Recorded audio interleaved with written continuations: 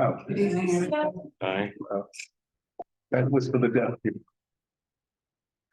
Hello. Good evening. Good. Hi, good evening. We are going to get started in 2 minutes. No problem.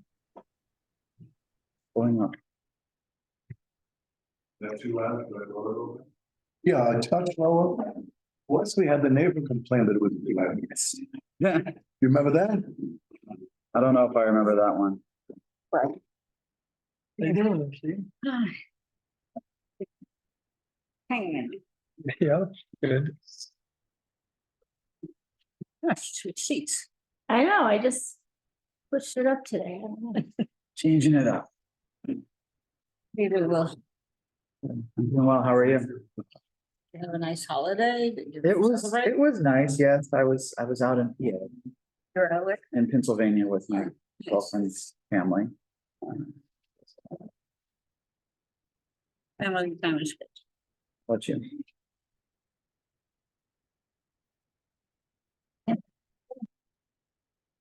Away to, All right, let's do the form, so let's get started. I'm just gonna log into Zoom really quick.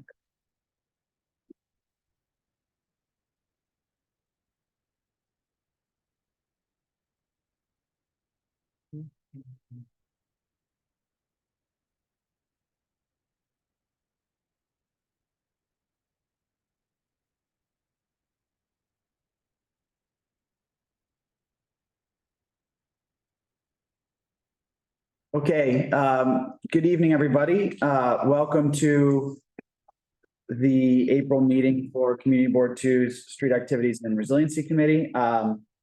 Thanks so much for joining. Hopefully everyone can hear me. Please let me know if those online cannot hear. Again, thanks for joining. I'm Will Benish, the committee chair. Let me just quickly introduce who we have here in the room tonight, and then we can get on to the agenda. So we have, besides me, we have 5 other committee members with us in the room tonight. We have Michael Levine, Brian Pape, Rocio Sands, Erica Olson, and Ryder Kessler. It looks like we may or may not have some others online, but this constitutes a quorum of our committee. We have, I think, what will hopefully be a very informative and interesting agenda tonight for everyone. And so the first item on the agenda, we're going to have a presentation from representatives of both DOHMH as well as DSNY regarding rules, regulations, and process for permitting of food trucks and food carts. So that's going to be, I think, a very interesting presentation. And then following that, we will go on to our regular schedule of street activities for review in the order that we have it on our agenda. So without further ado, I'd love to get started on our first agenda item. I know we have a few folks online. Could maybe those who are online from both DOHMH and DSNY just take a moment to introduce yourselves? That would be great. So Jim, are you representing one of those agencies? DOHMH?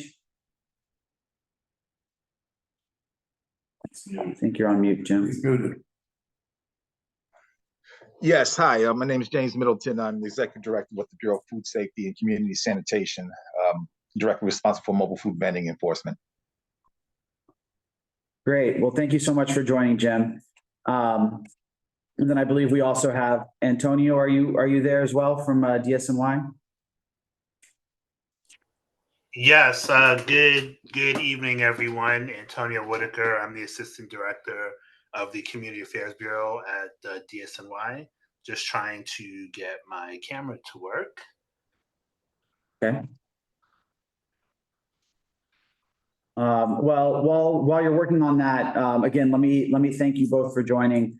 You know, we had prepared sort of a outline of various topics and questions for discussion, which we'd sent to you, covering, I would say, sort of 3 buckets of items here, which is the process for getting a permit, operating and regulations, sort of ongoing issues, and then how to deal with complaints and enforcement. So those were sort of the 3 broad topics that we wanted to discuss today, and I know we had sent across an outline. So I'm not sure if you had any sort of prepared remarks or any presentation you wanted to give. If you did, you could start with that, or we can sort of just launch into that outline of topics if that's easier. I took a look at your outline earlier last week. I think that there's a lot of questions. They're very comprehensive. I can answer them all. It will take some time. So if that's what the group would like, I can do that with the concurrence of my colleague from sanitation.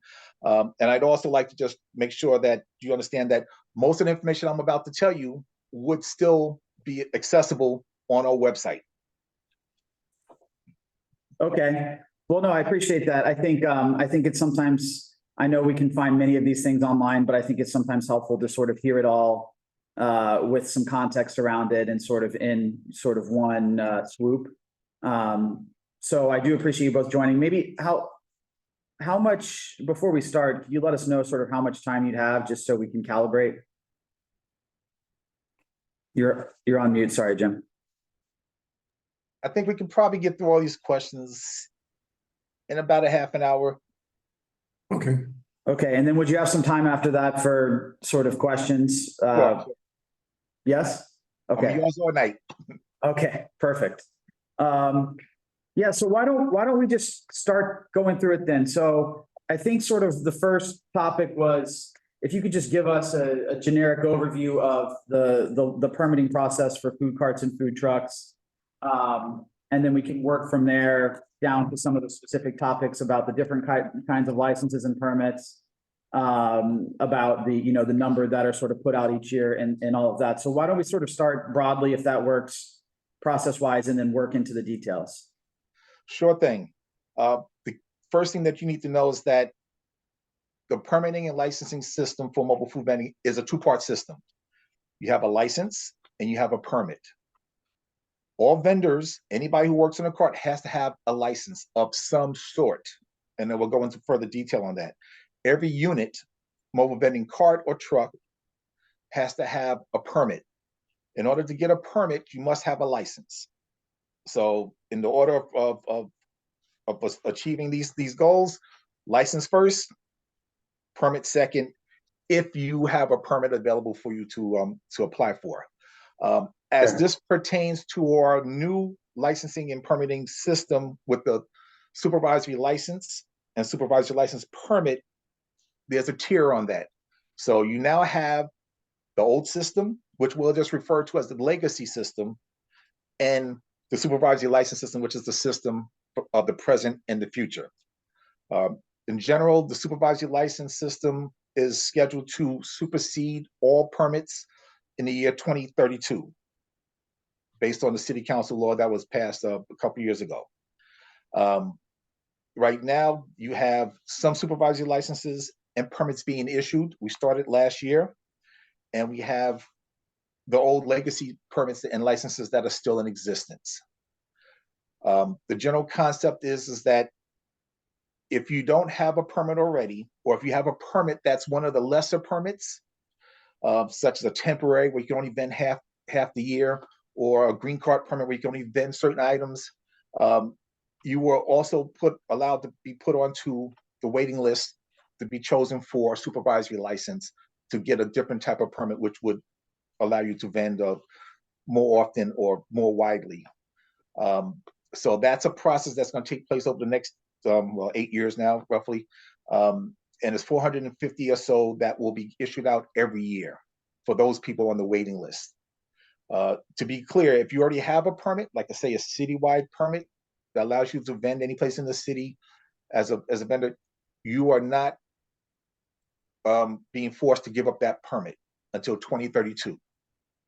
But if you're a green card permittee and you get called off the list to get one of these new permits, a supervisory license permit, and you agree to take that permit, then you will lose that green card permit.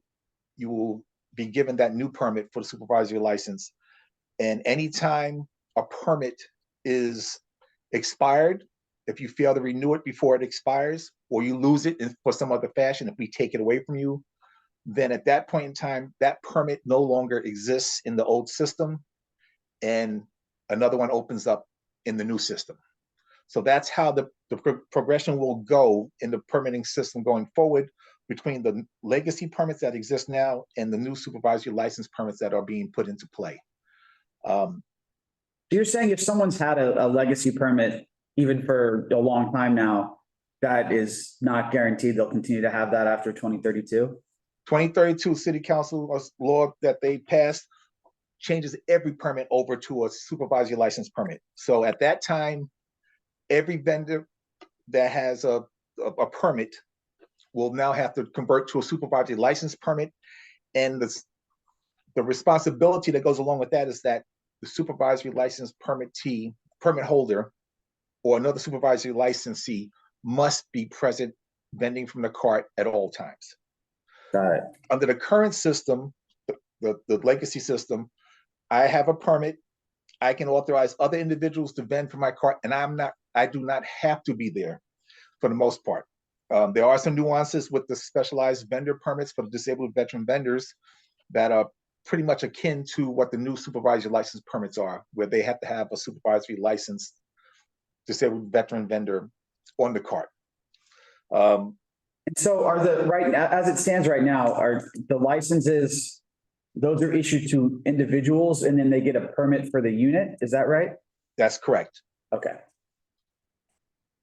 So right now we have probably about 18,000 licenses that are issued in the city. There's no cap on the license, but there's a cap on the permits that were being able to be issued. So to give you a little overview of the landscape, there are 3,000 citywide permits that were eligible to be issued. There are 1,000 temporary permits or seasonal permits that were eligible to be issued. And there are 1,000 green card permits that are split up in various ratios for Bronx, Brooklyn, Queens, Manhattan, and Staten Island. But that's the general pool of permits that we have. We also have some special permits, the Specialized Disabled Veteran Vendor Permit that relegates those disabled veteran vendors with a GBL 35 license to vend outside of 30 feet of the park's entrances. And then we also have restricted area permits. And those permits are permits that are issued to vendors who want to vend on private property, including parks property, but under a contract. So, and those two permits do not have any type of cap on them. One, for the state, the GBL 35A, there's no cap involved with that because the state law says that any vendor that meets that criteria is to be issued a permit. And for restricted area permits, since it's on private property, there's no cap on that because it's private property. But all the other permits are relegated to public property, and there is a cap that's currently in place. And the supervisory license permit process was designed to start getting some of these other vendors who had licenses but didn't have a hope of getting a permit, an opportunity to get a permit. To speak to the carts and trucks, there's no difference between carts and trucks when it comes to the permitting process. As far as application, we view them both as mobile food vending units. We do have a distinction between carts and trucks as far as it comes to what their qualifications are for construction. Obviously, a truck has to have a valid insurance and registration and licensing in order to be operated on the streets of New York, where a cart necessarily does not. And so, okay, that's very interesting. So sorry, just to make sure I have the numbers right. You said there's 3,000 citywide permits right now. About that's the cap. There's less than what's in the cap because we operate off a wait list system. So let's say hypothetically, all 3,000 citywide permits are issued, and then five permittees relinquish their permits. So now we have 5 that are available.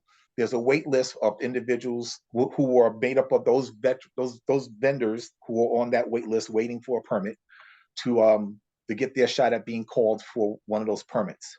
Right. So, but now that the new law has been passed and supervisory licenses have been created, all those legacy permits for those 5,000 that I mentioned, those are, except for the green card and the temporaries, those 3,000 citywides are no longer being issued. Those permits will now be a supervisory license permit. Okay. And sorry, what was the second category after citywide? You have, well, the temporary and the green card permits are not included in the supervisory license. Okay. Replenishment. So there are no green card supervisory licenses and permits being issued or temporary. All these permits will be full-term permits. So that's they're year-round, every 2 years. There's just one. Okay. And there will be either outside of the borough of Manhattan permits or citywide permits, which allows them to vend in all 5 boroughs. Gotcha. So there'll be 2 different types of permits that will be issued. Okay. And that's going to be 400, you said 450 or so a year for the next, Yes. well, into perpetuity or for the next 8 years or? This, well, for right now, it's until 2032 as far as what the Okay. laws state. So everything's subject to change with city council. So, but this is what we're working with as of right now. Yeah.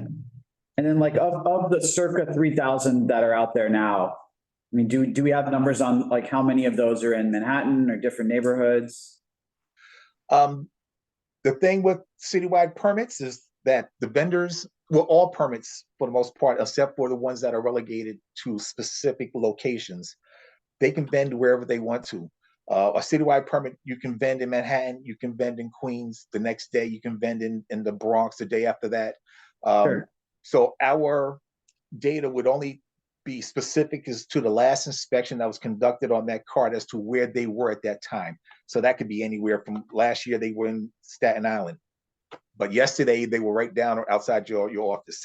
So unfortunately, we can't give you data that we would hang our hats on. We can just say that they are in existence. Yeah. And sometimes the vendors don't actually operate their permits, which is another one of the issues that's being addressed by the supervisory license permit. Is that you can't warehouse your permit. You can't say, I'm just going to hold on to it forever, because there are people out there that want that permit so they can vend to make a living. Right. Okay, so right now with the 3,000 permits, everyone working there has to have a license. You don't necessarily need a supervisory license for those legacy, but we're moving towards one of the people on each unit must have the new supervisory license, correct? Correct. Okay. And the nuance with that is that, like I mentioned, we have a citywide supervisory license permit, and we have, let's call them, we say out of borough or boroughs outside of Manhattan permit. Yeah. So that's every borough except for Manhattan. So the license that you're offered will dictate the type of permit that you get. So if you're offered, the wait list now is between citywide supervisory license potentials and boroughs outside of Manhattan licensee wait list. So if you get called off of that borough outside of Manhattan wait list, then you're going to be offered a permit for a borough outside of Manhattan. So that's it's when I say boroughs outside of Manhattan, it means all 4 boroughs. You're not going to be relegated to Brooklyn or to Queens. You can vend in any of the 4 boroughs outside of Manhattan.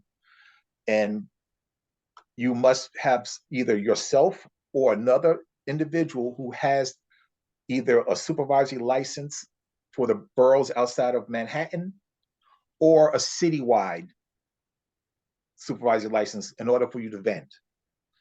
And the key thing here is that a citywide supervisory license allows you to vend in all 5 boroughs, including on a cart that's only for boroughs outside of Manhattan. Now, a borough outside of Manhattan supervisory license does not allow that cart to legally vend in Manhattan. You have to have that citywide license holder there. Now, go ahead. So, and once you have that single person that legitimizes that permit with the supervisory license, you can have as many vendors as you want with a regular license, the typical legacy license that we have right now, a general vendor's license to just vend on a food cart. Well, I have a question. Well, how many people are on the wait list? That I don't have ready at hand. I did have scheduled a director for our permits division to be be on this call, but of course she couldn't make it to give a number that such specific as that. But my understanding is that we did issue out the wait list to these individuals based off of the individual vendors who had continuous licensure for a number of years. It was in the thousands, and each year they go and they call the 450 plus off that list now that the order has been established. But that's information that I'm sure Ms. Calderon can provide. If you want that, I can get that to you. Yeah, that would be interesting. Okay, and so, yeah, the question I was going back to the question about location. I mean, I think I understand they can sort of, vendors can set up anywhere, like if they have the current legacy license for the citywide, or if they're gonna have the supervisory license for citywide. But I think, what we often see, at least what I see, is you have locations where it's the same vendor who's been there for a really, really long time. And they're always setting up there. So is there some sort of ability people have to claim the same spot? How does that work in practice? Because I don't often see people moving around a lot. I see the same people in the same places. There's no locating requirement as far as this space is my space, or I've been here. So it's what you do see is pretty much some of the law of the streets type of behavior. That person who's been there for the last 5 years, it's a general kind of acceptance in the industry for the most part that, hey, that's Joe's spot, that's where he vends at. But that's not always the case. And if Sam were to go and take and put his cart on that same spot before Joe got there, then Sam has a right to it, because the city streets are not claimed by any one vendor. The public streets. You do see that historically there have been clashes, there have been vendor on vendor issues and incidents because there have been conflicts over spots. This is something that is not so much that health department can address, but we have engaged NYPD as needed, and also DOI if we found that there were issues arising where we suspected that there may be more at play. As far as a spot, we have received complaints. Oh, this guy took my spot, or he's pushing me out, he's threatening me, and we forward those on to the appropriate agencies to handle. Okay, so theoretically, if I have a permit, I can, as long as it's a legal spot on the sidewalk or in a curb lane, if I'm a truck, if I get there early enough, I can claim that spot. That's correct. Yeah. And what you find is a lot of times you have shared spots. So the breakfast guy's there in the morning, and then when he or she leaves at say 11 o'clock, the lunch guy is generally going to set up in that same location. So we do have that. The real problem is when we have the guys that never leave because of just this reason. They don't leave because they're worried about another vendor taking their spot. But unfortunately, the requirement that we have is in law is that they have to return to their commissary to be serviced at least once in a 24-hour period. If they can get their cart cleaned and serviced within a half an hour or 15 minutes, because the commissary is right around the corner, that is fine. There's no legal restriction on the times that they can vend, other than the fact that they have to return to the commissary to maintain their carts in a sanitary manner. Sorry, so wait, you're saying people can vend, there's no time of day restriction at all? No time of day restriction whatsoever. People can vend in the middle of the night? In the middle of the night. There's also no restriction on, say, a food truck vending, ice cream truck vending in front of Baskin Robbins. There's no, it's the free trade. I think the decision is actually called the Good Humor decision.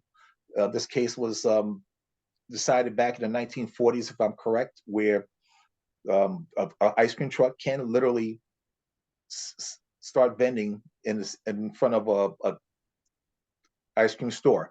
No different than if one ice cream, Dunkin' Donuts or Baskin Robbins opened up next to a Carvel's. As far as competition, that also is a very open part of the vending industry. that they can vend just as any other business might set up the same way. Okay, I'm surprised to hear that, I guess. Well, let's talk about, can we talk a bit about sort of sighting restrictions? And, how do you define an area where either a cart or truck can set up? So the laws are very specific. It's 17315 of the New York City Administrative Code. It pretty much covers all aspects of where a vendor can or cannot vend legally.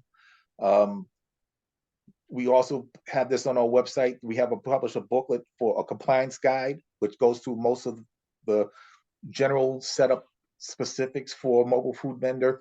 But in general, the first rule is you have to be on a street that allows vending. So you cannot be on a restricted street. There are a number of streets in New York City, for one reason or another, that have been designated as restricted to vending.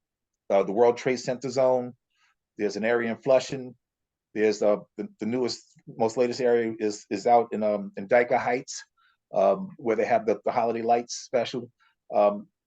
So there are areas that are restricted where you cannot vend, and they're so wide that they're actually zones. But then you have individual streets that are restricted, and they may be restricted 24 hours a day, or just on certain days of the week and certain times of the week throughout the city. There's a list that's published on our website that lists out all the restricted streets and the times that they are published. They are also in the law in 17315, and also in the general vendors law for DCWP. So between the two regulations, there's a litany of streets, and we actually have a link on a website that allows you to go, the vendors, to actually see which streets are restricted or not if they click on them.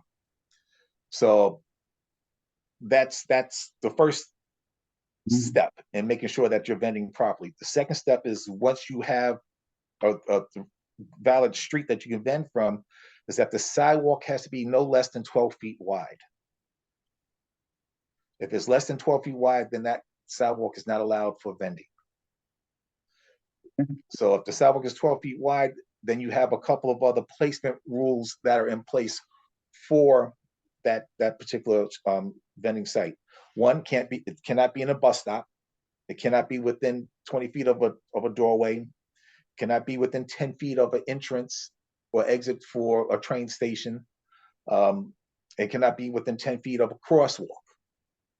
And those are pretty much the major ones that we look for and that we see that will allow a vendor to not be a problem on the streets. The sidewalks is wide enough.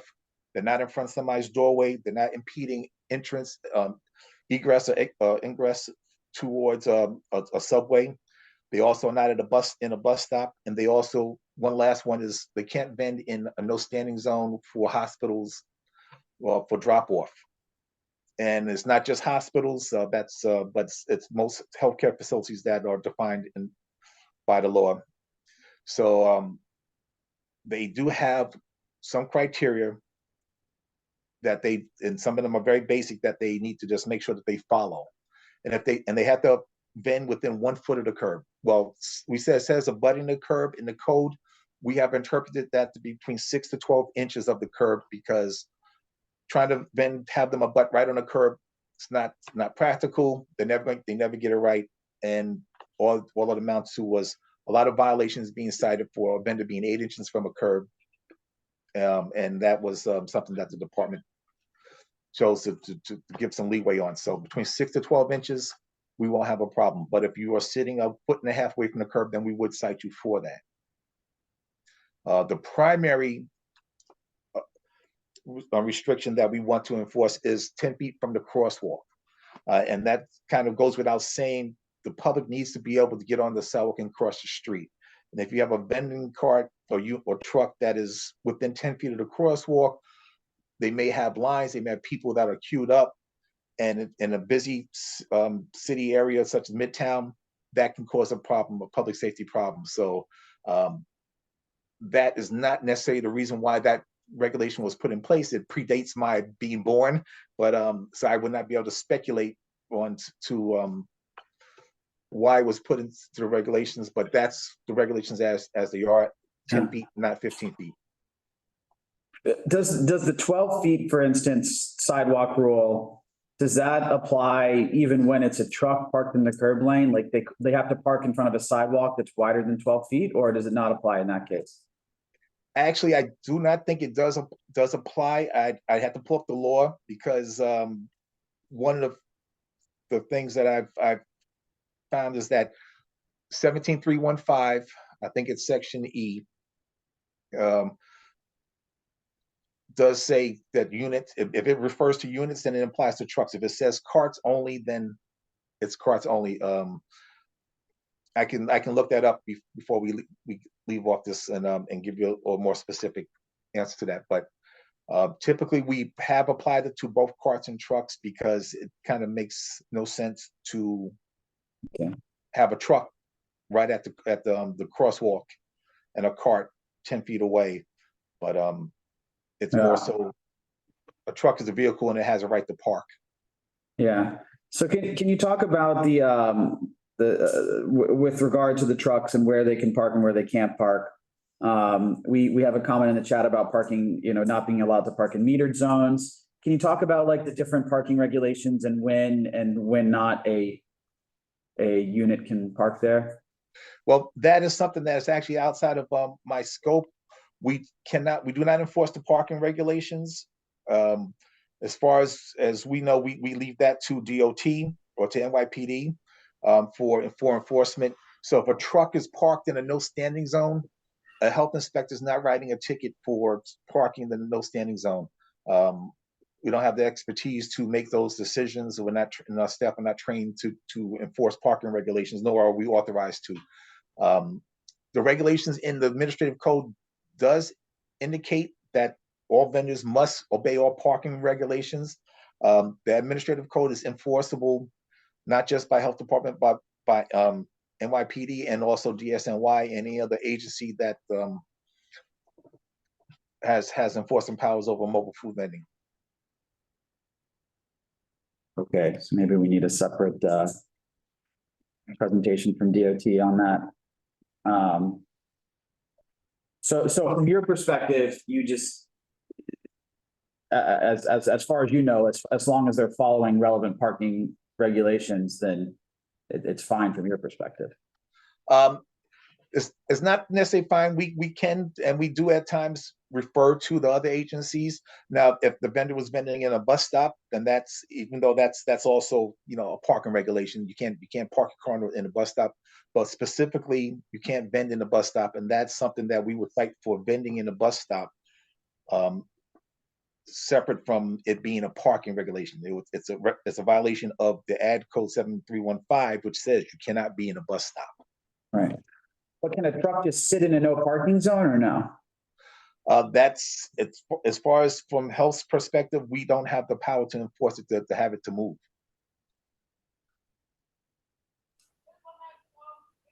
Okay. So if someone's parked in a zone that isn't a no parking zone or whatever, no standing or something that, doesn't seem like it should be allowed, is that a 311 complaint? It's a DOT complaint? Well, 311 complaint, we'll get that complaint to the right agency, definitely. So we typically ask that and even from the community boards or electeds, that you do file a 311 complaint, because it helps to triage things and allow us to track and do better service. Yeah. So, all right. Well, this may be worth a separate follow-up with DOT on this particular topic. Well, hi, hi everyone. This is Antonio Whitaker. Let me just turn on my camera here. Can everyone see me? Yes. So I can kind of go into briefly, that with regards to the issue with regards to parking. I just want to first and foremost thank my colleagues Jim and Pauline from DOHMH for the great setup. Now, I guess I have to deliver the punchline here. So with regards to parking, Jim is correct in that not only can NYPD, but DSNY also can issue parking violations, and we often do. He's absolutely correct that a vendor cannot vend from a bus stop or from a parking spot. If a food truck is parked in a metered parking spot, and they are caught vending from that metered parking spot, then that is a parking violation, right? They can be issued a parking violation by us and by NYPD. But if they are just parked in a metered parking spot and they are not vending or not engaged in selling any items or engaged in any vending operations, and they're following, the rules, they paid the meter and they're kind of just parked there, then that's fine.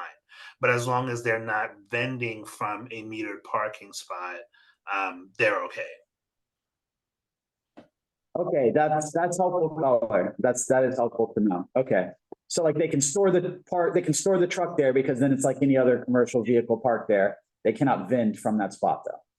Correct. They cannot vend from a metered parking spot. So they can park there like any other vehicle can. Once they start selling items from a metered parking spot, that is a parking violation. And what about a spot that says, no parking during a certain time, but it's not a metered spot? Is that treated the same as a no standing or no stopping zone? Yes, if there's a, are you referencing like just a regular no standing? Yeah, like a no standing, no stopping. Are there zones where it says just like no parking at certain hours or, any of those type of signs? Yeah, so all food trucks need to follow the rules of the road just like any other vehicle. So if it's a no standing spot, they're not allowed to be in that spot. Okay. That's helpful. Okay. All right, let's see. So I think we've covered most of the licensing type of issues. Let's move into part 2, which is going to be operation regulations and inspection related topics. So we covered operating hours. You said there's no specific operating hours. Can you talk about other regulations that cards have? Amplified sound, prices, smoke and air pollution. Could we get a little into that? Are there regulations around on those topics? Sure. Health department, we're restricted to what's in the health code in Article 89 and rules of the regulations of the City of New York, Chapter 6, and also the Ad Code 17 when it comes down to mobile food vending. So as far as sound, we do not have a regulation for that. That would be DEP. As far as any type of enforcement for amplified sound, or any of the other agencies that may cover that, including NYPD, etc. As far as for pricing, that is not something that's regulated through the health code. We are pretty much focused on food sanitation and food safety. So that would be up to what DCWP, if there were any issues with pricing that might, I don't know, fraudulent pricing or something along that line, but that would not be a health issue to look at. Smoke and air pollution, we will focus on the ventilation aspects of the cart. So if we do have ventilation requirements in the health code for mobile food vending, and they have to be constructed in a manner so as not to create a nuisance. So if you have the guys like the shish kebab carts that you see one day, there's smoke that's billowing out through the windows because they've removed the sides, which they're not supposed to do, and they're supposed to have a working ventilation system. We will enforce against that and ensure that they have those systems in place. One of the requirements for mobile food vending is that every time they have to renew their permit, they have to receive an inspection to recertify that their carts or the trucks are meeting code standards. And that includes any type of ventilation requirements because they're cooking on the unit. And we will test that and ensure that they do have the proper equipment and that the equipment is functional and in place. When they get out into the field and they start vending, that's where we come across the situations where there are problems because odors are being created. Smoke is caused because they're swapping things out. They may be inspected and they don't have a grill. But when we find them out in the street in response to a complaint about smoke, we find that they added a charcoal grill, which weren't allowed to have, onto the unit for the most part, or they've removed the panels on the sides of the unit so that they can sell more readily. And that also defeats the purpose of the ventilation system the way it's designed. So in those instances, we do write violations and enforce against that. As far as air pollution itself, that is not anything that we monitor as far as citing a violation for air pollution, but we do keep track of the fact that particulate matter is generated by cooking, certain types of cooking, and the health department has in the past looked at ways to try to get rid of that. First way being to remove any type of need for fuel sources to be used other than electric. Mhm. And so you touched on the type of fuel, but are there regulations on the type of fuel that can be used? Does it have to be gas, propane, electric? Because we've seen cases, I think, of charcoal and even wood fired. And I think we've had questions around how that could be allowed. Wood and charcoal, propane is allowed to be, LPG is allowed to be used. That is primarily what you will find on carts. They're allowed to have 2 canisters of propane on a cart.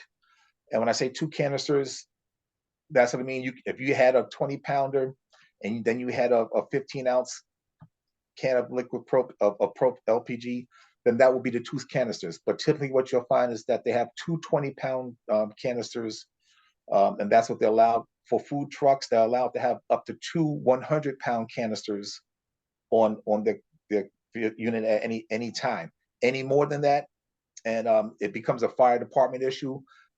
Just last Friday or Thursday, we had a cart that had upwards of 8 propane tanks on the unit.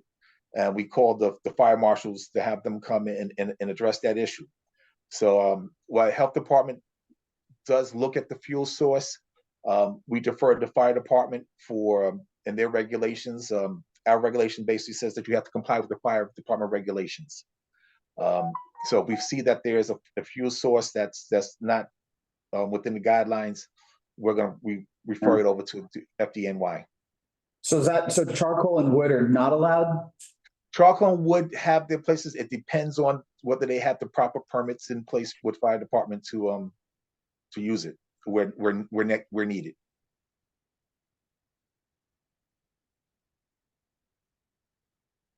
I know we've had some folks come to one of our full board meetings talking about a wood and or charcoal fired truck that was blowing black smoke kind of into their window. So I guess theoretically it could be allowed, is what you're saying?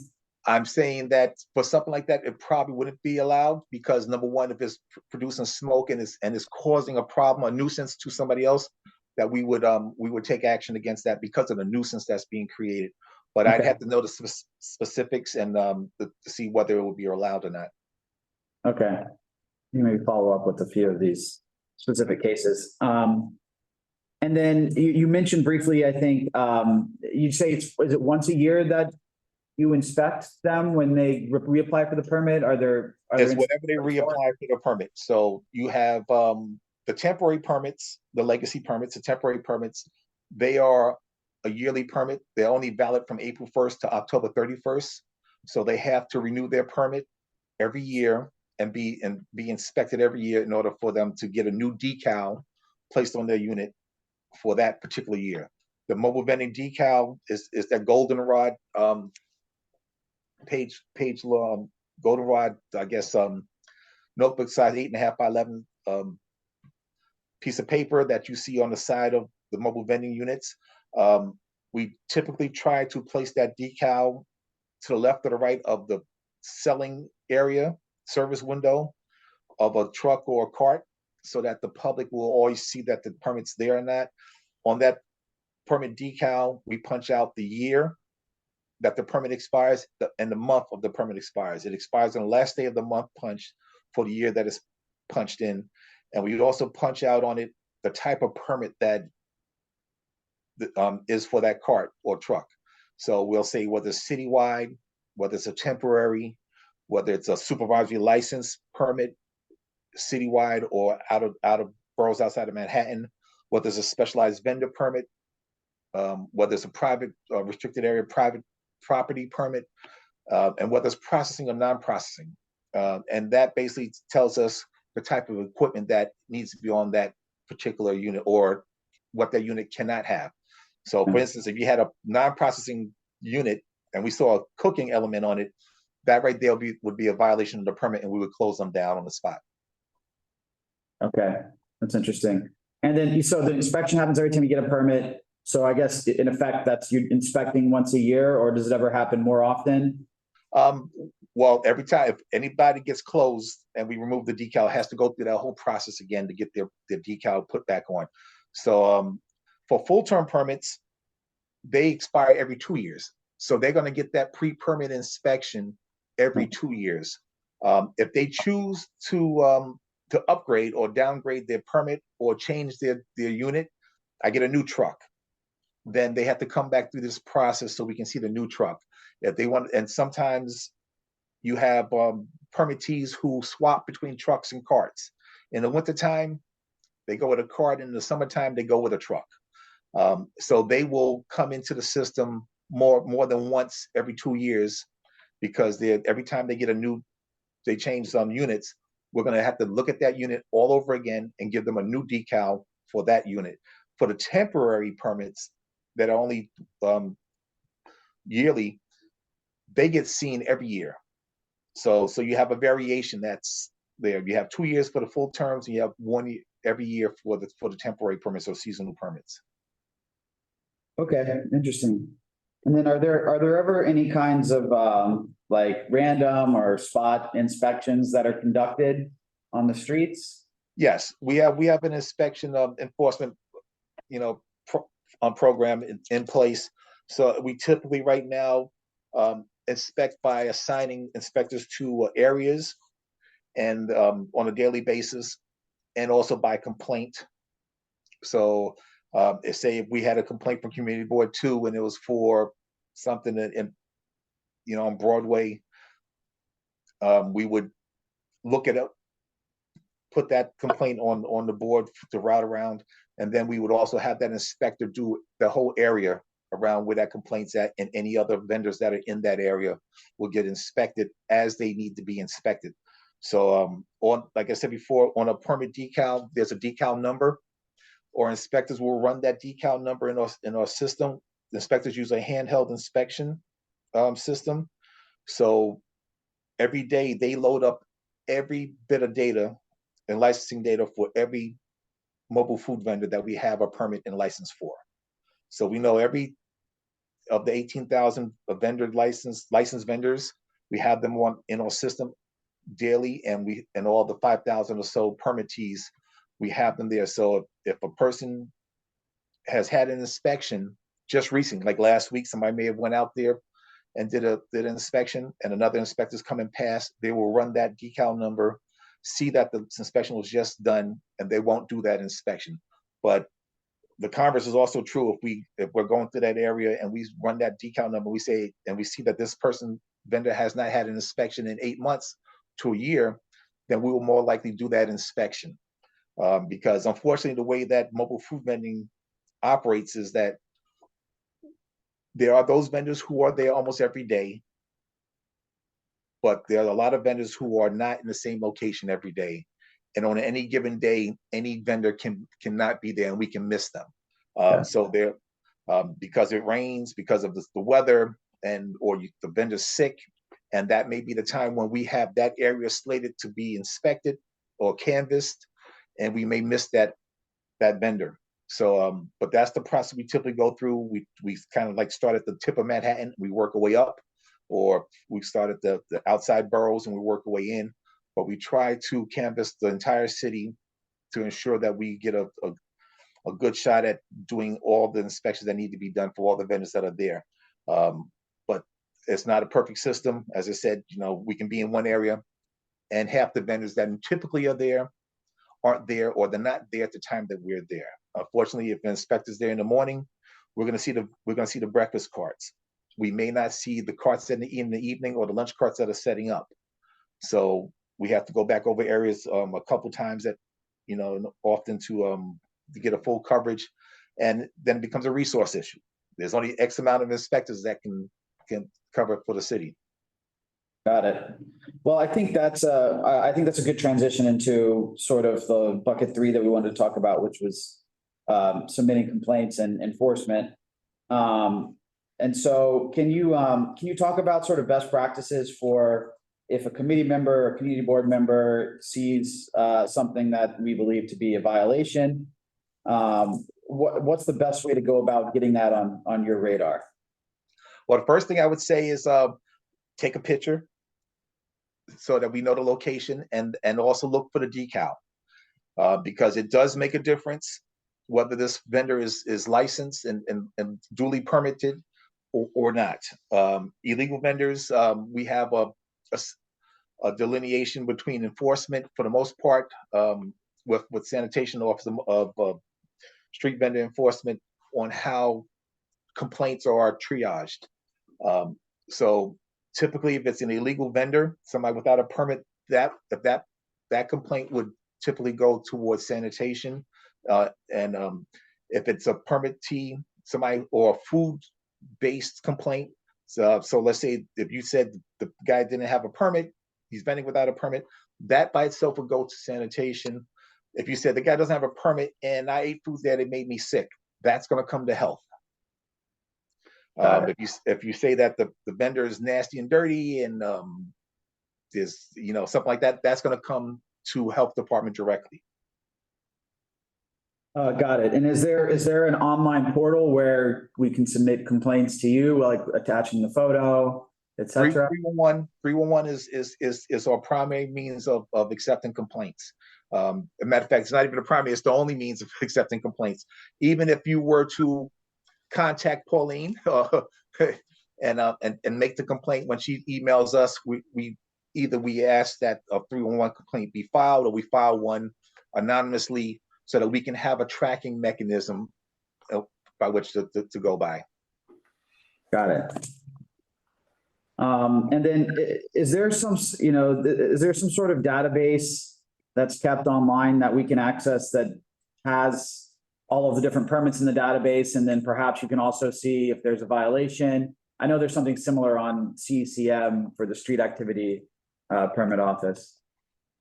What the city has is we have the open data system, and that's where all its inspection information is hosted for the bureau, is for restaurants and mobile food vending. I'm not sure as to what scale they carry the data, but that is where you would have it. Otherwise, there's also the information is foilable, so you can make the FOIL request to the city and health department, and we will provide that data that way too if you cannot find it on the open data system. Okay, so we would have to sort of parse through the open data. Yes. Okay. And then can you talk a little bit about the actual enforcement process? So say for instance, you mentioned there's a completely unlicensed vendor operating who doesn't have a license at all. You said it goes to DSNY. What action do they take then? Do they loop in NYPD and essentially, have them remove them from that location, or kind of what happens after that? I'd have to let DSNY address that. So when DSNY gets a complaint for a vendor that is potentially illegal or not following the rules, The department has a dedicated sanitation police unit that it sends out to investigate. There are currently 40 officers assigned to this unit, one for every borough with the exception of Staten Island. The Brooklyn team also handles Staten Island. So Manhattan has its own team of with a lieutenant as a supervisor and several sanitation police officers. They go out, they do what they call a touch point inspection, because we come at enforcement from a compliance perspective. So we only conduct civil enforcement. We don't conduct criminal enforcement. So if a vendor is found to be in violation of the rules, then they will get summons, and we oftentimes will confiscate their cart or their truck or any other items that they have, and we will either donate if they are a food vendor. We'll either donate the food if the food is still in good condition, or we will compost any food that is not in good condition. So just to give you guys just kind of like a 35,000-foot overview,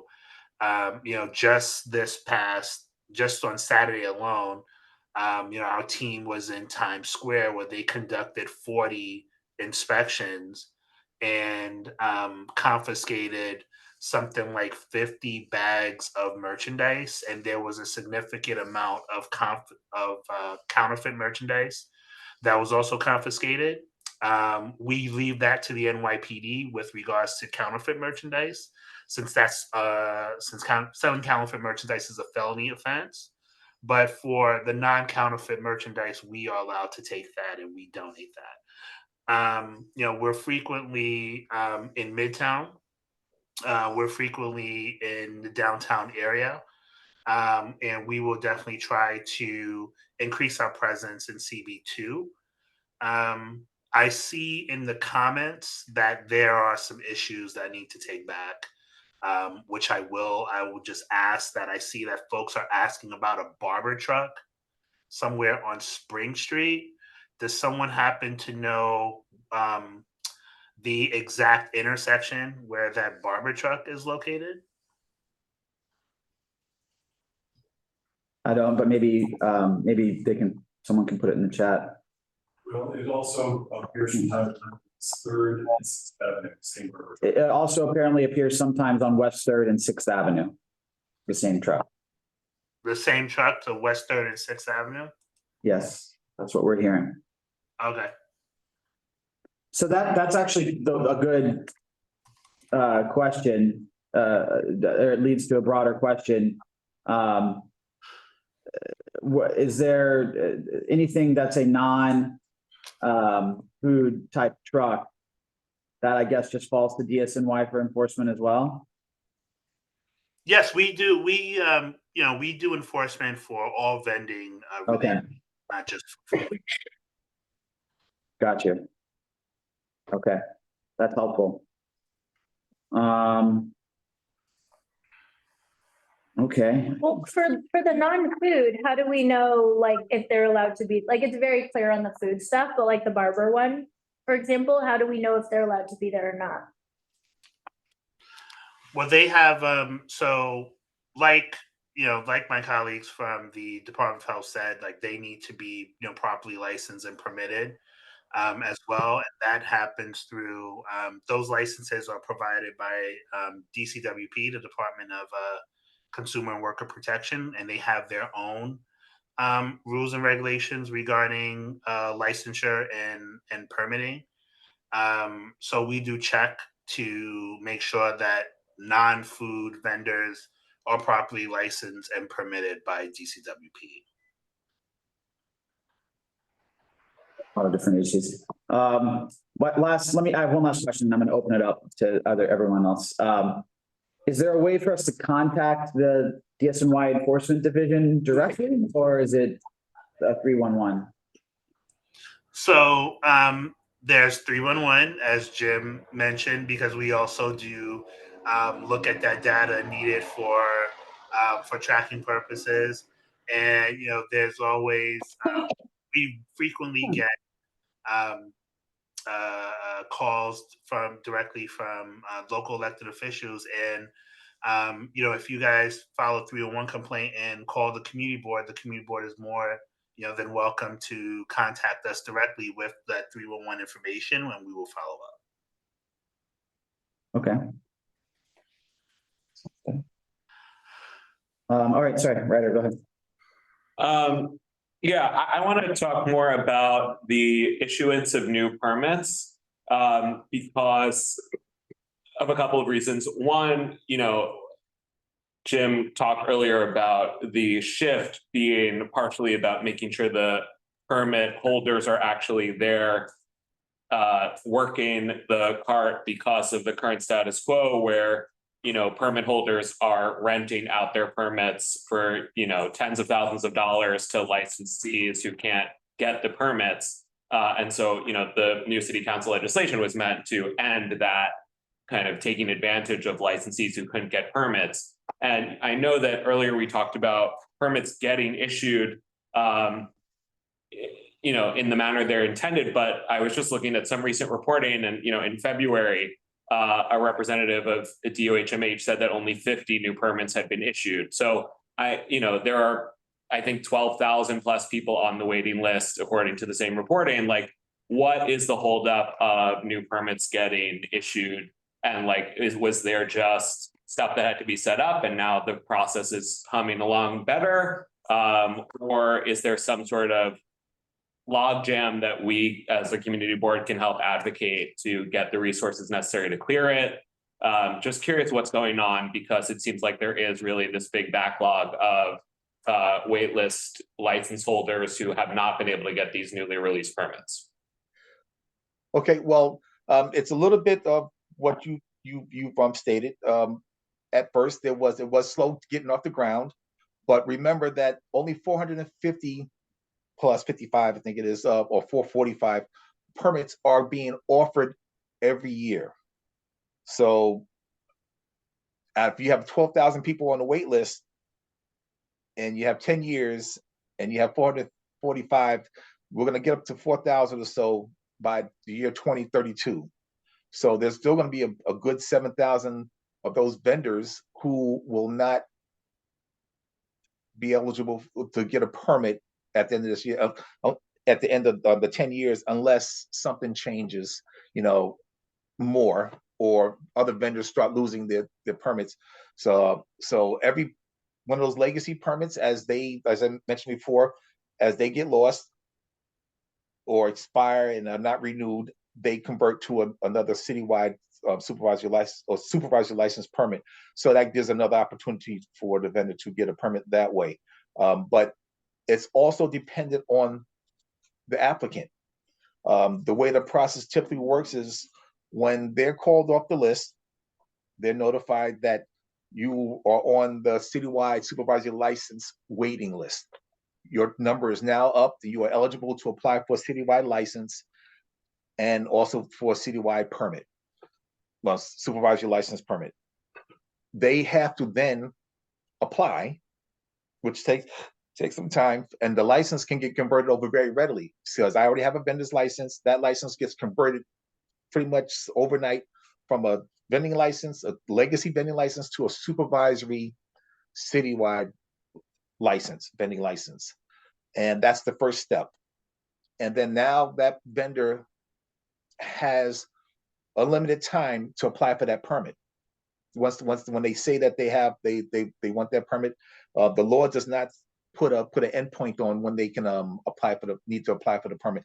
So if they don't have the money, and that's the real concern, you might now be eligible for a permit, but you have to afford a cart. A cart is a significant investment. If you want to have a truck, that's even more significant investment. So there's time that's needed in order for those new potential permittees to acquire those permits. Unfortunately, that is not something that the health department really has much say in as far as when they apply.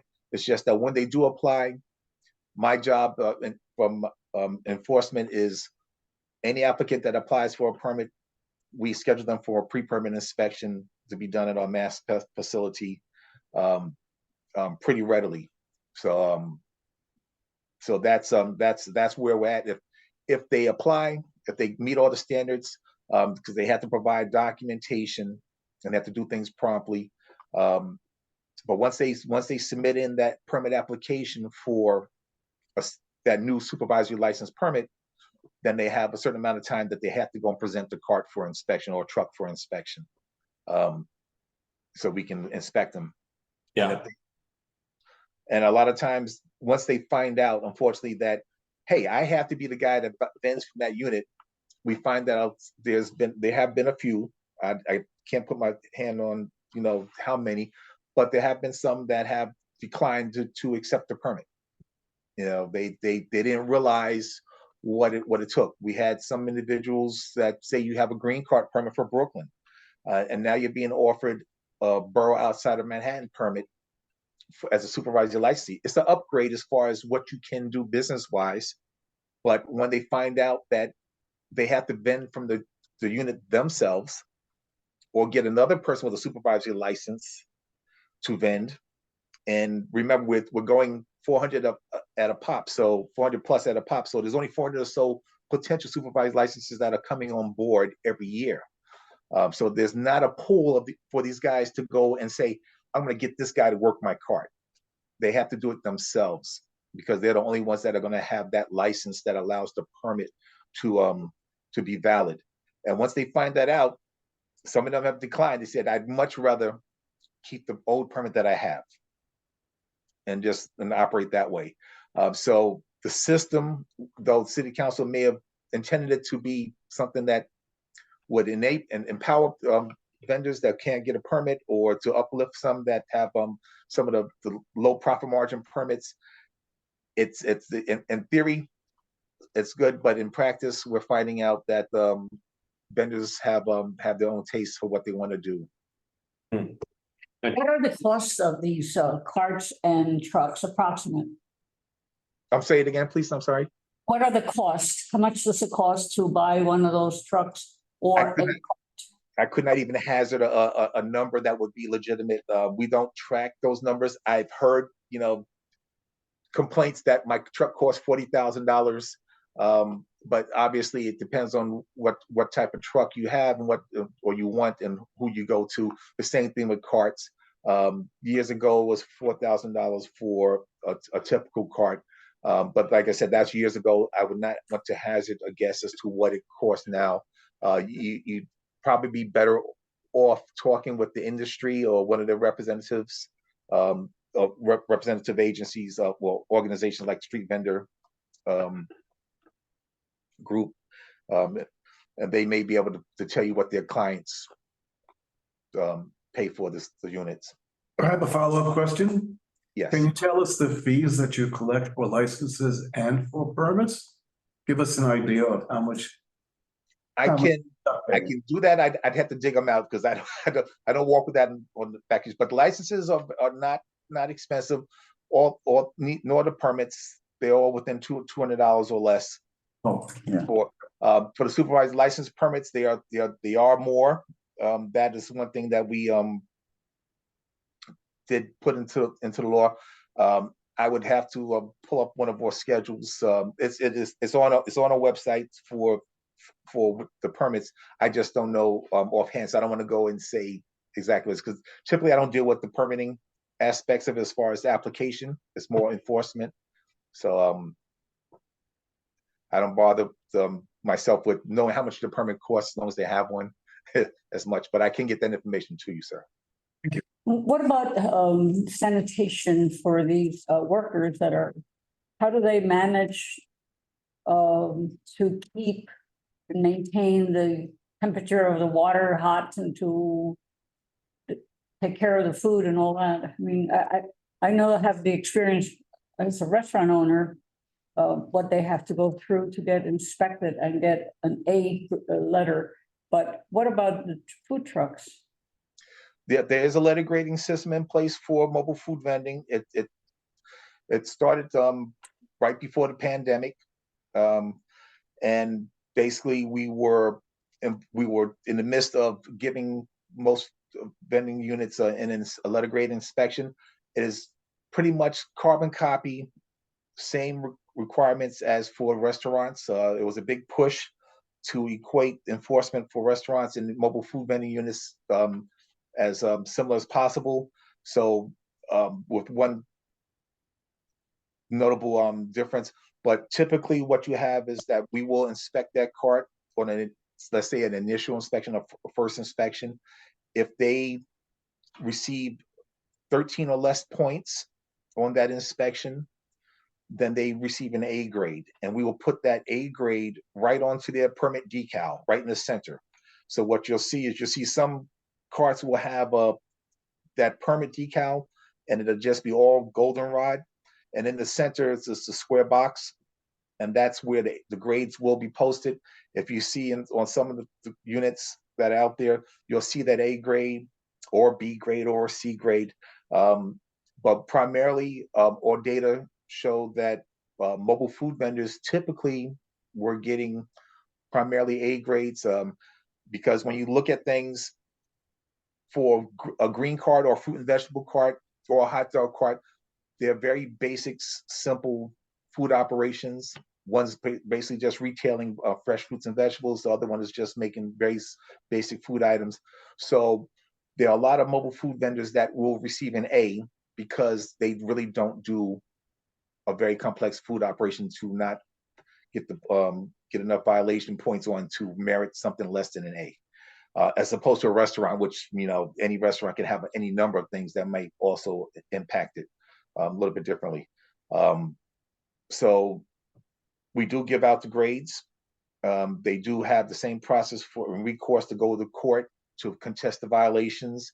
So if we were to give out a inspection and the violations were dismissed for whatever the reason, these guys would merit an A grade. We would come back and give them the A grade.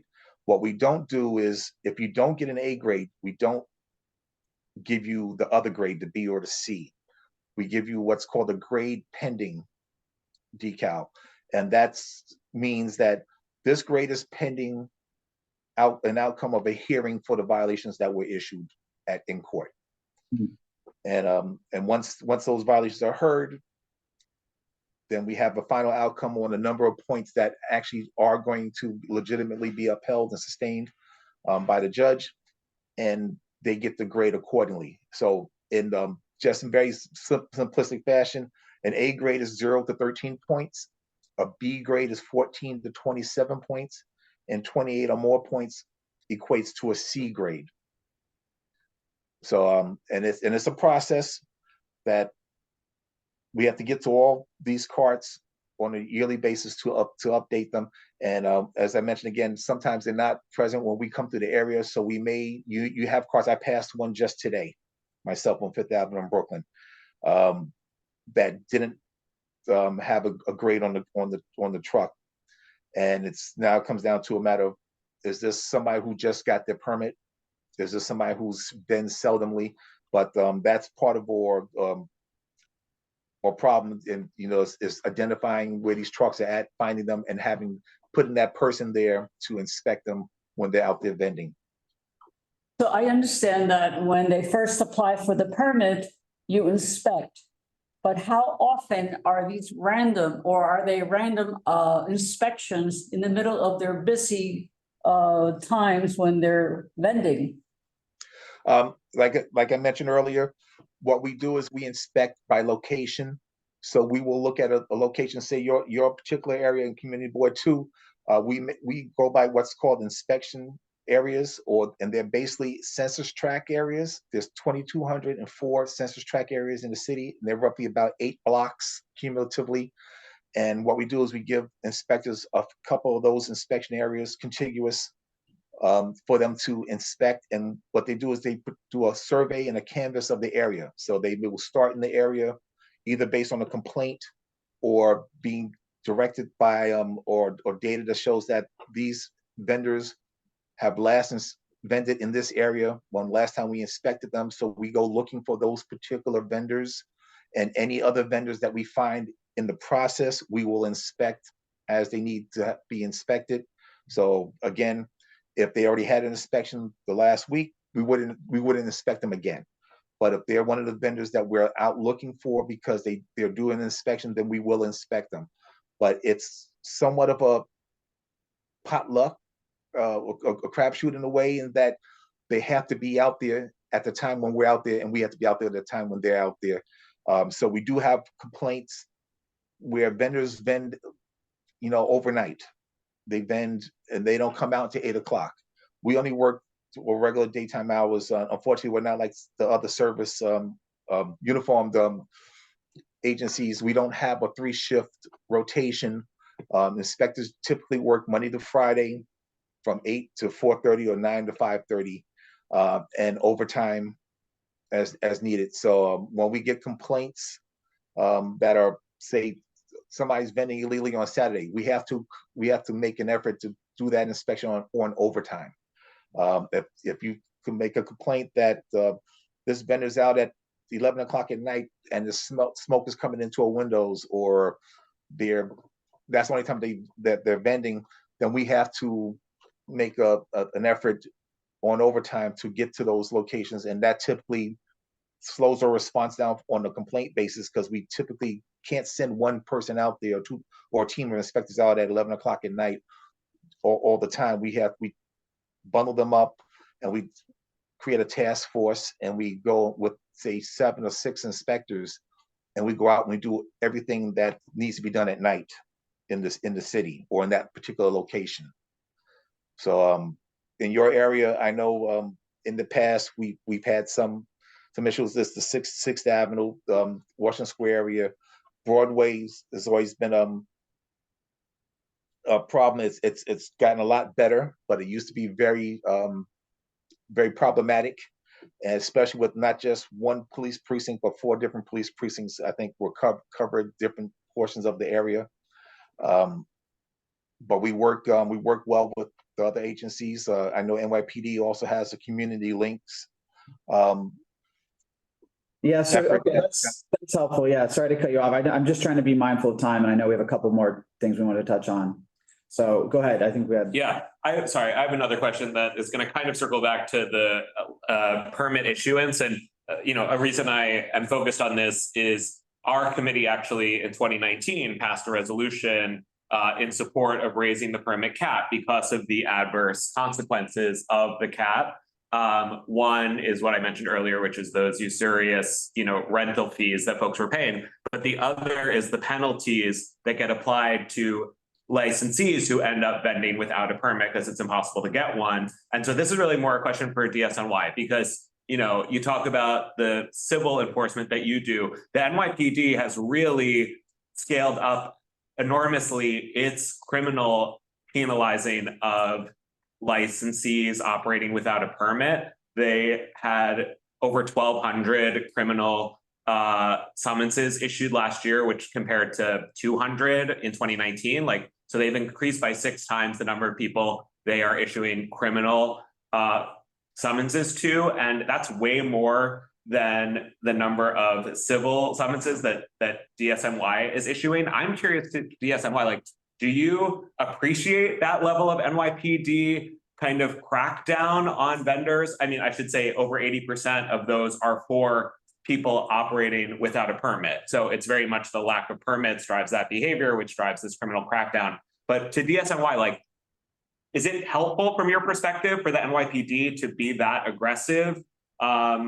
Or is it not helpful? Because I can't help but notice that they're, issuing 3 times as many criminal summonses as you are, civil penalties. And I just will editorialize a little bit, it's maybe some licensees who are applying for permits end up deciding they don't want them, but clearly far more people want the permits because they're vending without permits and they're incurring thousands of dollars of fees and criminal penalties. So I'm curious, the folks who are experts in this field, is it a net good that the NYPD is so aggressive on this, or are there adverse consequences to their level of enforcement?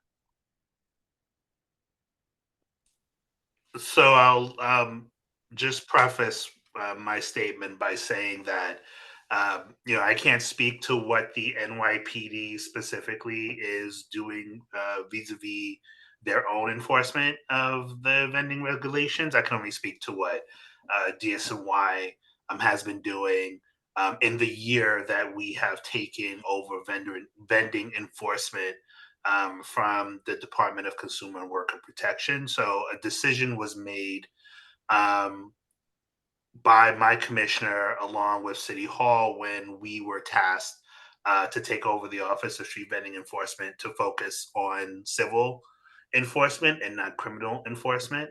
The NYPD, being the law enforcement arm of the City of New York, has the right to prosecute any civil and criminal enforcement that they see fit. So DSNY is in a very kind of narrow scope in that our remit is very specific when it comes to street vending enforcement. So we focus solely on civil enforcement. Whether or not the NYPD's, I guess, crackdown or their aggressiveness, as you may have put it, with regards to vending has been a net positive or a net negative.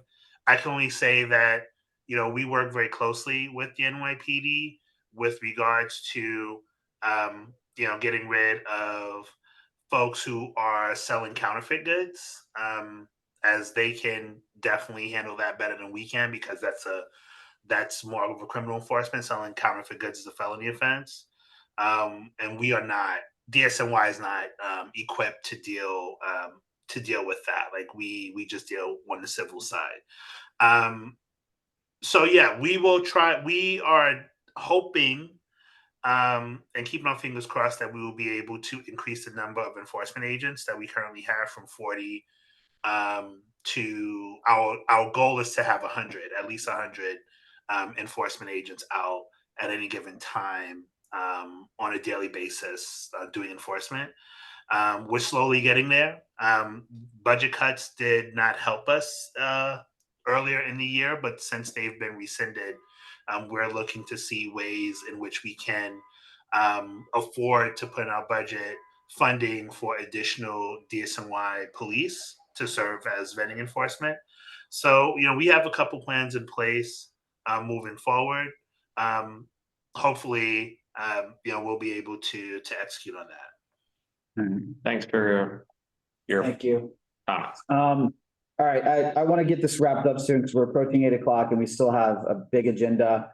I want to address a few more questions that I saw in the chat. There was one question about bid interaction, specifically SBI with DSNY. Do you guys work directly with the bids, and is there a way for them to get in touch directly with you to discuss vendors, issues, etc., within their areas?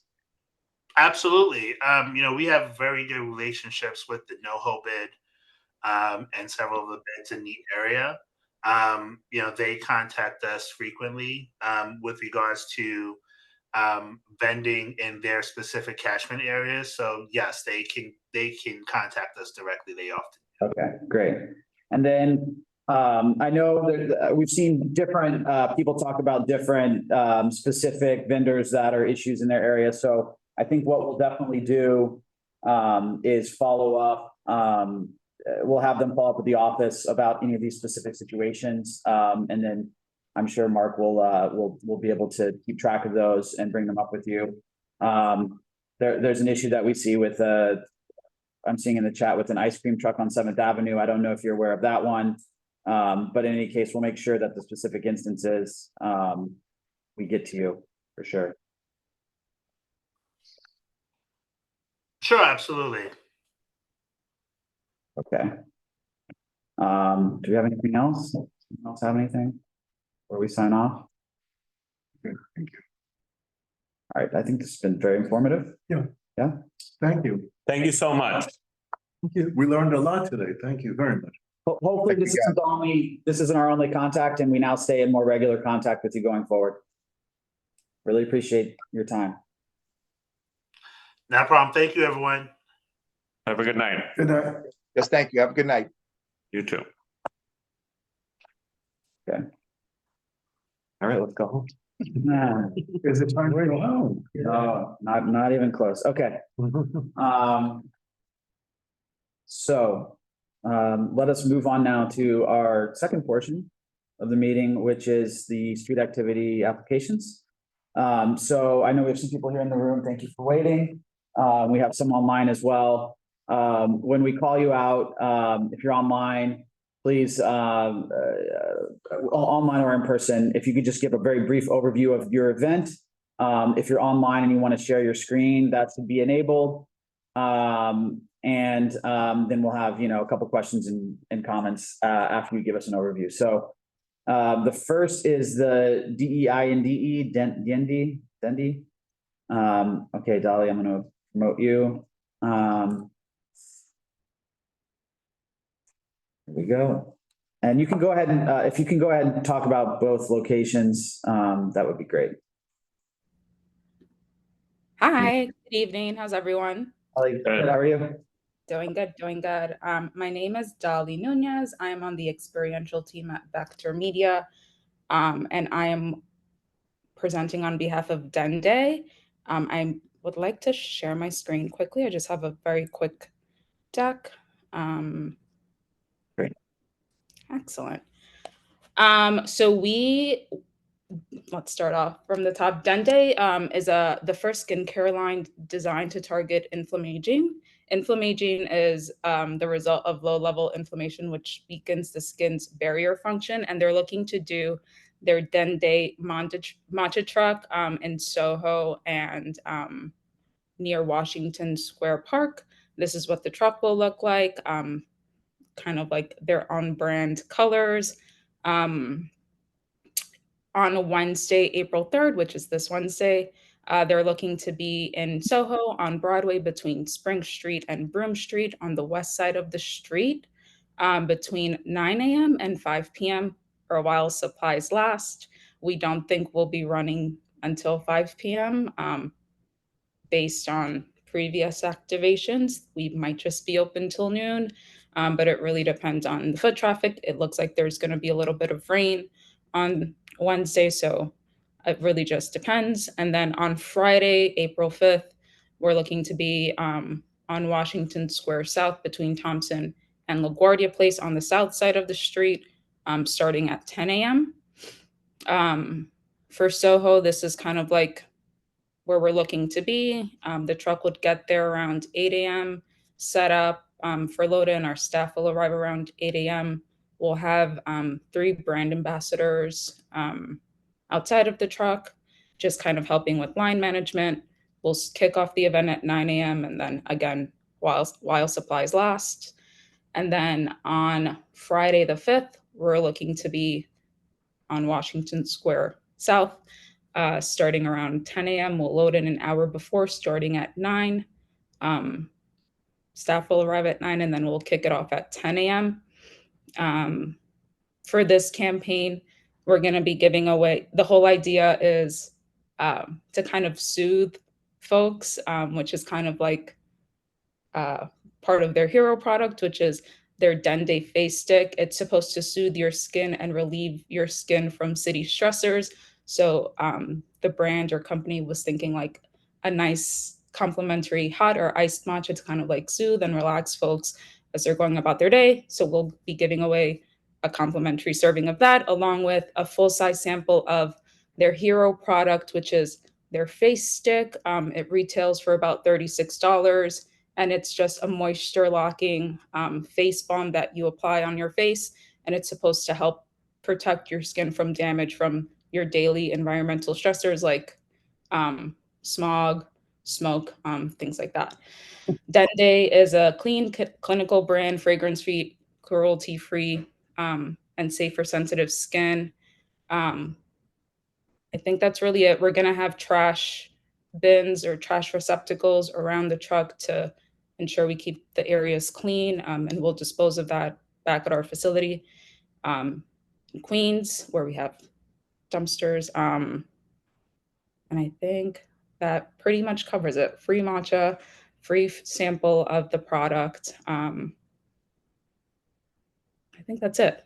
Pretty much covers it. Can you describe the request? Are we talking about a sidewalk closure or? No, it's just a food truck. Pardon me? Yeah. The food truck, partial sidewalk. Partial sidewalk. Curb lane only, actually, sorry, curb lane. Yes. And the one on Washington Square you said is on Friday. I think it's wrong in our agenda. It's on Yeah. Friday the 5th. Yep, That- correct. Okay. Thanks. And is there any amplified, did you mention, is there any amplified sound? No amplified sound. Okay.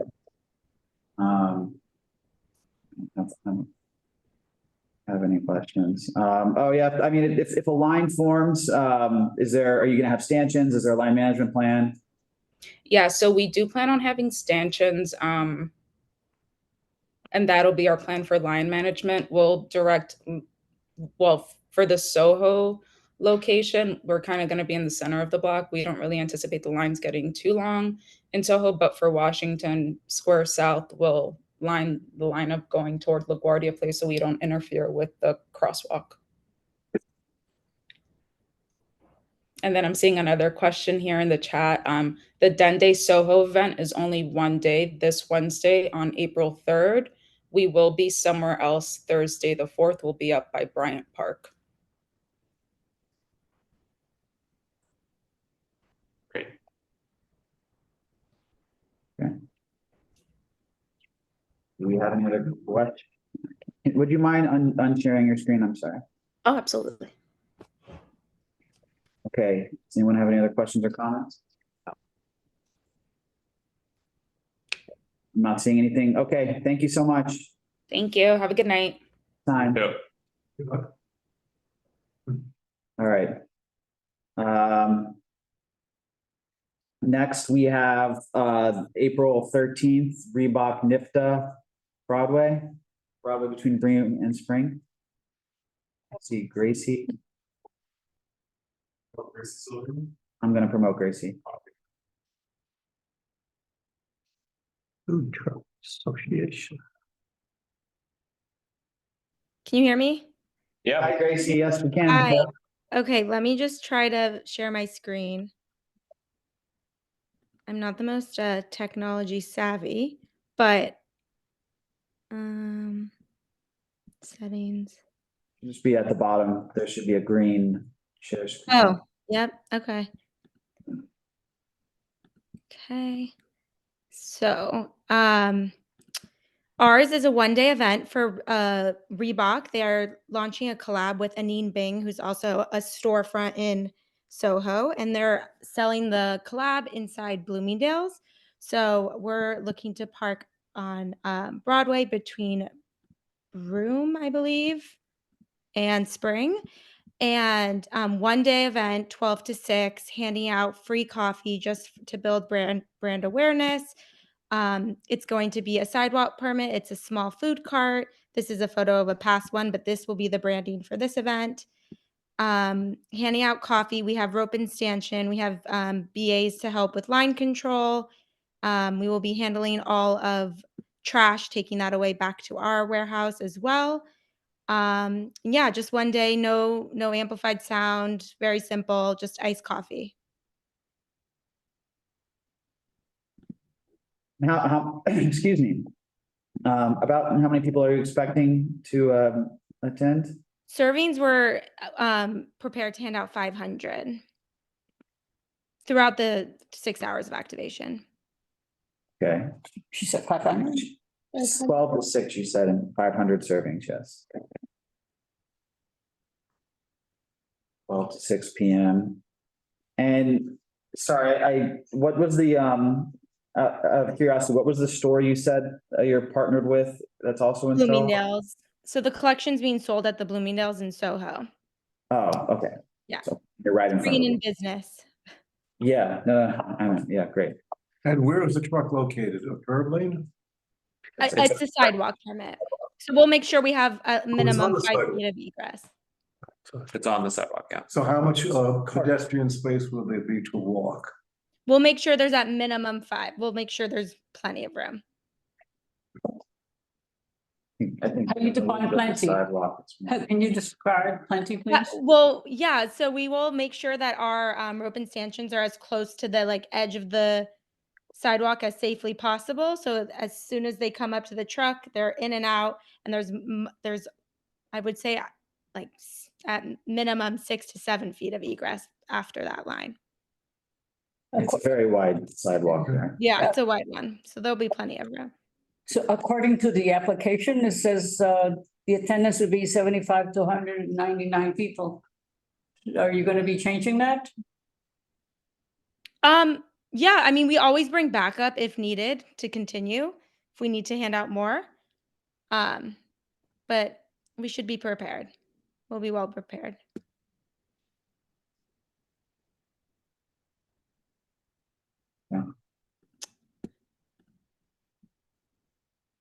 And there's no amplified sound? No, no amplified sound. Okay. Adam, I think, is raising his hand. Adam, are you commenting on this one? Or a different one? Hi, sorry, that's more just of a formality when I apply for it. I usually click 75 just because that includes crew too. So we're gonna have like, they usually have like 10 staff, 15 staff, and no more than, 30 people in line at a given time. But that would just be my mistake if I click too many people. I apologize. Anyone else? A question, comment? Seems pretty straightforward. Okay. Cool. Okay, sounds good. Well, thank you all. Have a good night. Thanks. You too. All right. Upside Pizza. The next one, Mulberry between Prince and Spring, excuse me. Anyone here for Upside Pizza? Okay. Well, we come back and check that one at the end. I don't think Pete's here for Upside Pizza, but Pete, go ahead. I'm from. Hey, Pete. Is he presenting? No, I meant that I don't think he's presenting.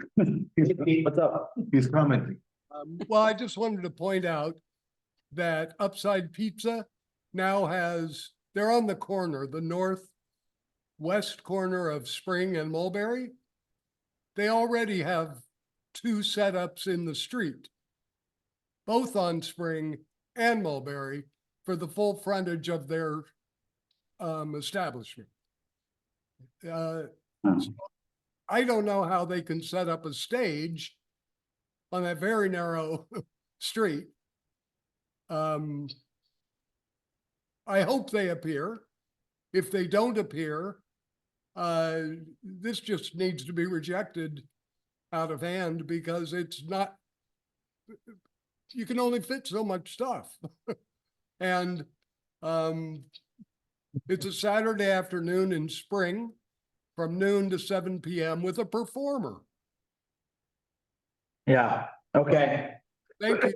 Thanks for that, Pete. Yeah. And it's on the block where we've had like basketball. Yeah, I know. I remember this. No, I know this block. Yeah. All right. Well, we'll have to flag that to SAFO. Okay. Let's keep going. So we have next Christoph Robin sampling truck. Anyone here for Christoph Robin sampling truck? Okay, no show there. Next we have Hero Cosmetics. Hero Cosmetics. Okay. I'm not missing anyone. Oh, let me see a hand.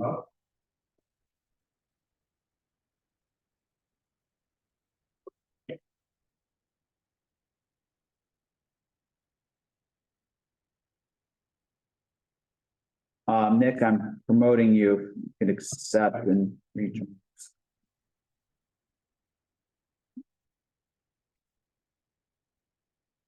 Nick, I think if you can hear us, you need to accept the promotion. I'll try it again.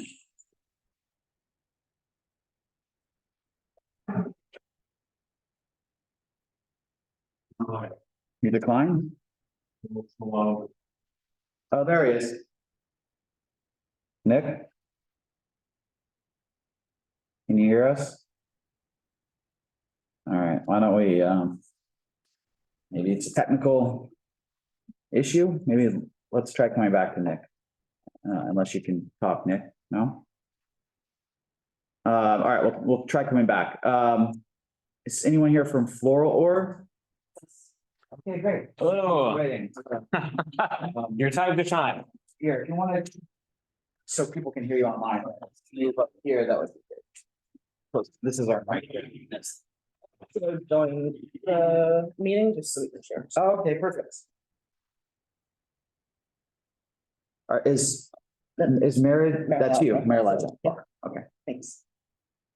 okay, go ahead, yeah, go ahead. All right, so we are here representing the event known as Floral Orb.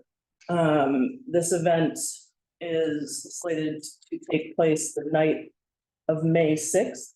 It is the official after party for the Met Gala, which is being held at Soho House. And we have been contracted to work on the entrance activation. So this activation, the proposal will include shutting down 9th Avenue between 13th and 14th Street, as well as we'll be adding to our application some supporting curb lanes on 13th Street and 14th Street.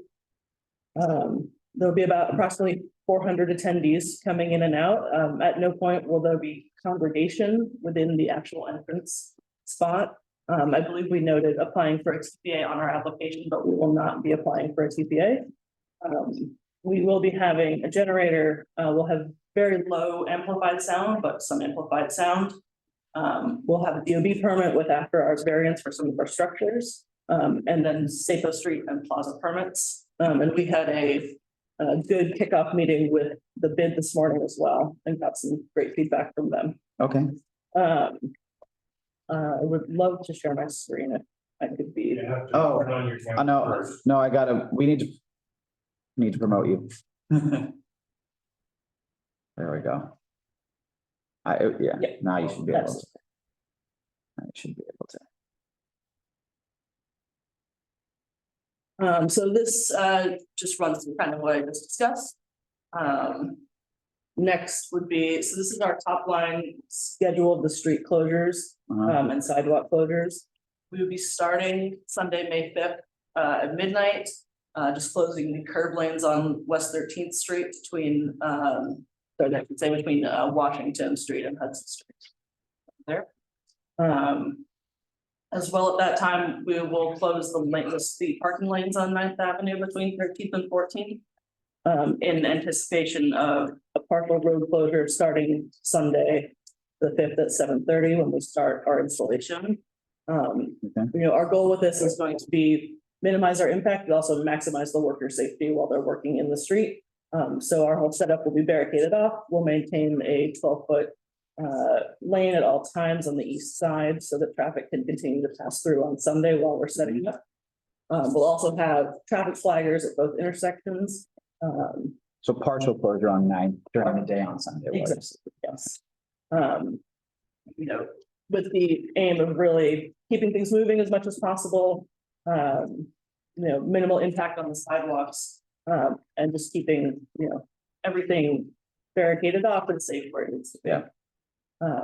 Moving into Monday, we would like to close that block for the day on Monday, starting at 12 a.m. Monday is the 6th. Monday is the 6th. Okay, so like midnight of Sunday night, midnight. Exactly, yeah.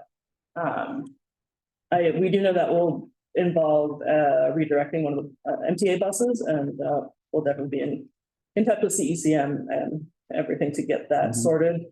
The bid said that they've done it successfully before, so they're not super concerned about that. At that time, at 7 a.m., we'll also add the West 14th Street between 9th and Washington. Curb lane. For a curb lane, exactly. That will be the staging for drop off that evening. The event is slated to begin Monday at 6:30 p.m. It will go until 2 a.m.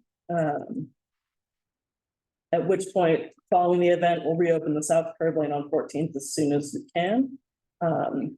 We're aiming to have the have 9th Avenue partially reopened by 5 AM, if not earlier, and the full street reopened by 8 AM.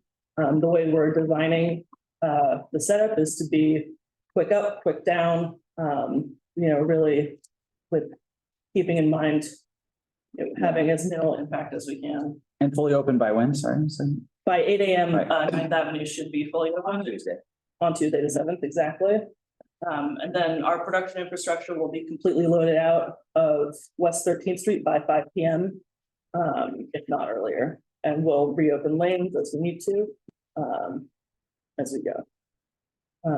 So this is our proposed site plan. I know it's not. You guys, yeah. So this is the day of site plan. We also have a, sort of a flip book of the whole event as, closures come through. We can, of course, share that with you guys. So drop off on 14th Street. Our proposal for drop off will be to have,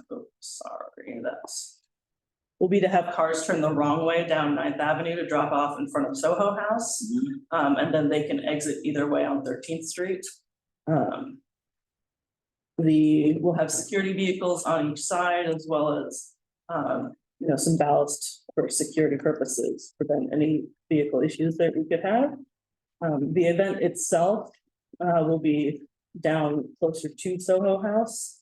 It will include 3 display vehicles surrounded by a floral installation, 2 scaffold towers, and then the orb portion of this, which is a 20 to 26 foot orb hung from a articulated boom lift. It will be illuminated on the outside and the inside. We've done this before. We did this in Los Angeles a couple years ago. And it was very successful. The whole thing, of course, will be engineered. There'll be a high wind action plan rating. There will not shown here is there's ballast that goes underneath this that gets barricaded off to prevent side to side and up and down movement. And it's when it's not in use, it's easy to come down. It inflates very quickly. And it looks impressive, but it is relatively simple to put up and down.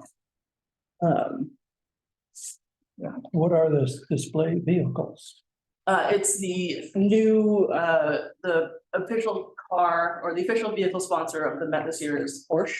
And so it's 3 of the new all-electric Porsche vehicles in their signature lavender. But no free cars, unfortunately. Not even right. Huh? That the whole house is doing this. Yes, I believe so. So do you know what they charge for someone who wants to attend? It has to be a member, obviously, probably. This is going to be people coming down from the Met Gala invited to the after party. So you can't get us. So not members of Soho House necessarily. Not necessarily. Met Gala attendees. Yeah. I don't think you can even pay to it. And carbon too. Cool. Is there anything else in the slides or? No, that's keeping it pretty simple. Okay, so just to take a look at the traffic here. Absolutely, yeah. So for car is, Does it mean to stop sharing the seat? oh, well, So you want to just go back to the. yeah, let's go back to the. Yeah. So if a car is coming, so this is a street that runs from south to north. Yes. And then you normally hit 14th and I think you have to turn. Yes, correct.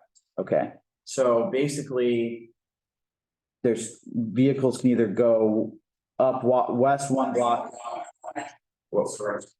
They can either go west 1 block and up Washington Correct. or east 1 long block. Yeah, 1.5 up, blocks. and up 8th Ave. Yes. Okay, so one of the things that the bid has done in the past for large events like this is they use these visual message boards.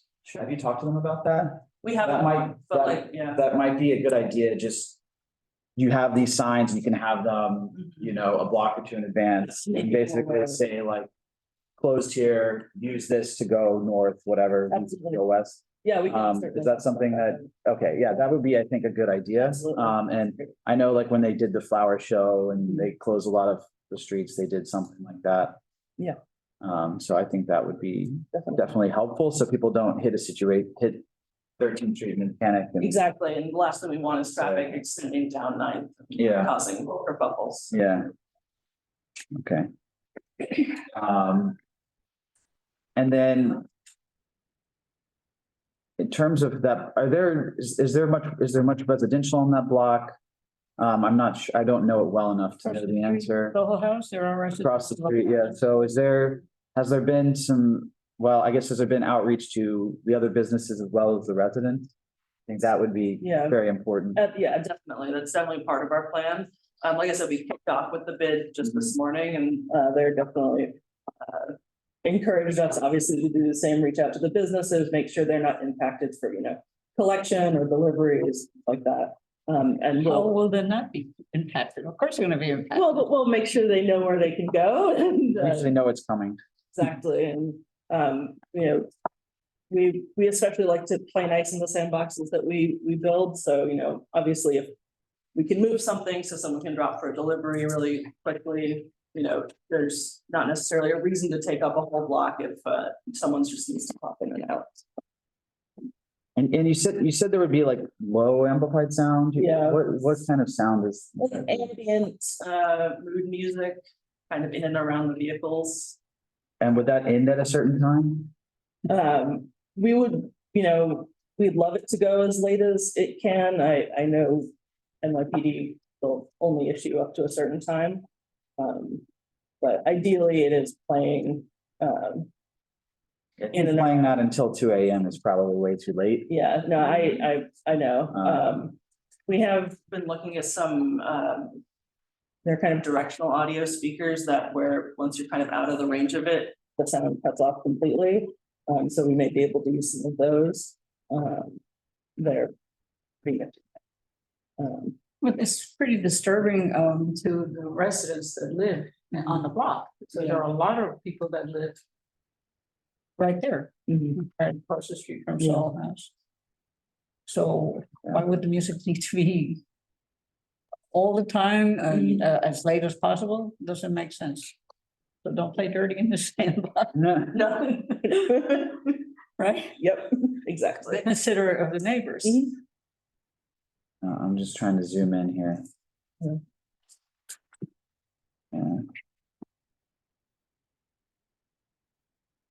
We have some questions in the comments about what is the additional setup on the street for extension of the party? Is there going to be, I guess is the question, is there going to be people, are there going to be people like congregating and doing anything outside? Or is the idea if this is, this is like a sort of an art and ambient display for them to walk in? exactly the entire party is being held in. What is the capacity of Soho House for this event? We don't have visibility, we're not really involved in the inside, but we can definitely get an answer to that. Because if everything's gonna happen inside, you can have all these people coming. What is it? Yeah, absolutely. Yeah.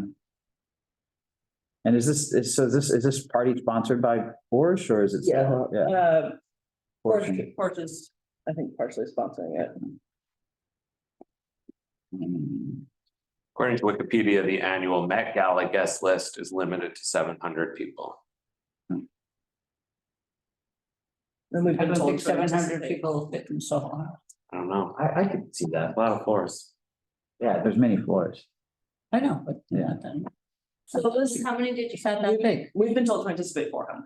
Okay. Some people go home, I guess. Like some people go to. It's a different after party. Different after parties.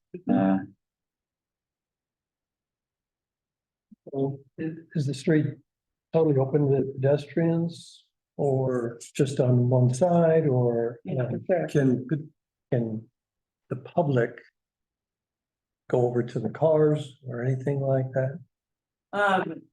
So at the moment, it's not planned that the public would be able to come over to the cars. In our experience, inviting people into the area that we're then going to exclude them from can cause a larger issue than we really want to have happen. However, we will be keeping at all times the sidewalk open on the east side, beyond about a 5-foot area that will get barricaded. And there's some planters that will be barricading in front of. And then throughout the setup, we'll maintain the west sidewalk open. And then I would imagine during the event drop off and pickup itself, there will be some limited foot traffic on the west side, but we'll have, traffic and flyers that will and make sure people know they can cross to the other side. So that's from Monday, 6:30 PM to the 2 AM. 2 AM, yeah. That'll be sealed off just for invited guests. Okay. We are expecting that there will be some amount of congregation, we're allotting for a paparazzi pen or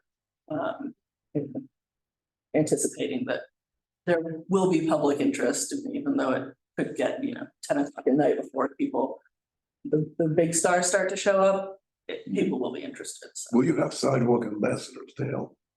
We certainly can. Well, right now we'll have security guards and we'll make sure they're fully briefed. As well as I know there's, there's welcoming people within the event as well. So. Well, that was gonna be like my next question is, can you talk about what the security looks like? How many folks you're gonna have on site? How much NYPD is gonna be there? Yeah, absolutely. So our security at the moment, we're contracting with AJ Molino Associates.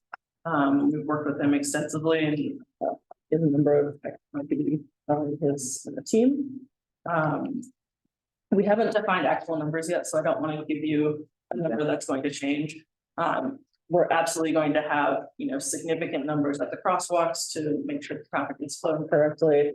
We'll have security down by our kind of production support areas. We'll have security, on either side. We'll also, I'm sure, be collaborating with Soho House and security and, working with them. But out of those plans evolve, we're happy to continue to share. Do you anticipate protesters? We always anticipate them and I think it's not, unlikely, but that's brief to the security. Exactly, and we'll have a designated area that we'll make sure to direct them to. It's not something we're unfamiliar with. And we'll make sure they're being treated.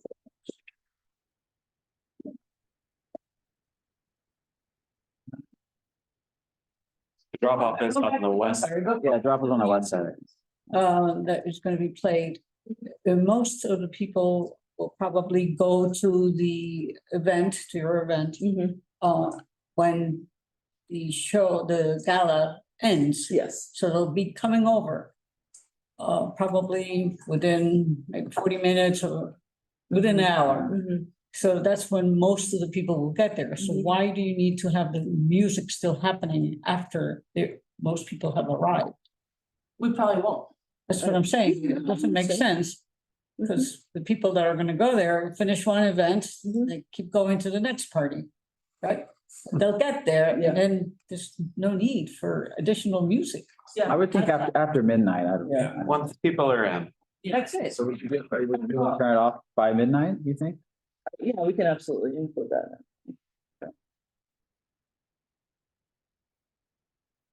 Oh no, I have to know. I don't know how long the Met Gala actually goes, but the main party. It seems to be a bit of a mystery. Okay. We've been told a few things. All right. Have any other questions here? And maybe if you could just stop sharing and see if anyone else on here has their hand raised. Yeah, I think we covered them. We covered them. Okay. Yeah, I think. Gonna be serving any alcohol outside, right? No, that's not. No food outside. No food outside. Yeah, I would just say from our perspective, outreach paramount, not playing the music too late. Traffic, making sure we have signage. All right, I don't see anyone else that has their hand raised, so. Thank you for coming in person. Yeah, thank you for. We expect a reciprocal invitation to the party. That's how it works. This one is okay. Yeah. What was the event you did, the org for in LA? I'm trying to Google. If you look on the weekends Instagram, it's past year at some point. It was for the launch of his album. Cool. Cool. Oh, Might have the photos. all right, well, Nick, while you guys are pulling that. I will, Nick Huff is on. Nick, hi, how are you? I'm doing okay. Apologies. This is in regards to that really cool Porsche event. This is for Hero Cosmetics that my phone dipped out when it was time to present. So I just wanted to see if I can get back into place Sure. once you guys are ready. Yeah, go ahead. Okay, wonderful. So I work for an experiential agency. We're going to be doing a small event on the 28th of April. Trying to get on, I think it's 5th right there, close to Washington Square Park. We're going to be doing this curb lane only, passing out. On our application, we put, I think, 750 to 900. We're expecting about 500 samples of those mini pretzel bites from a pretzel cart, and then about maybe 750 to 900 like mini water bottles. This is in the collaboration with Hero Cosmetics. There, we're going to be passing out little like little makeup or little cosmetic swag bags to passerbys on the sidewalk. I'm presently driving, or else I'd be happy to share my screen. I have a full deck and everything, but this original invite went to my spam, and since I'm in the car, I'm unable to share too much information. So apologies about that. Damn, oh no, okay. Well, I'm glad you joined and were able to find the, okay, give me 1 second here. So, okay, so you have, do you know the hours you have on the application, 9 a.m. to 8 p.m.? Is that correct? Right? That's it's a safe number. Do we anticipate being out there that long? Absolutely not. The game plan for that is we'll have the cart parked. We won't actually open probably until about 11 a.m. for like a nice little lunchtime snack.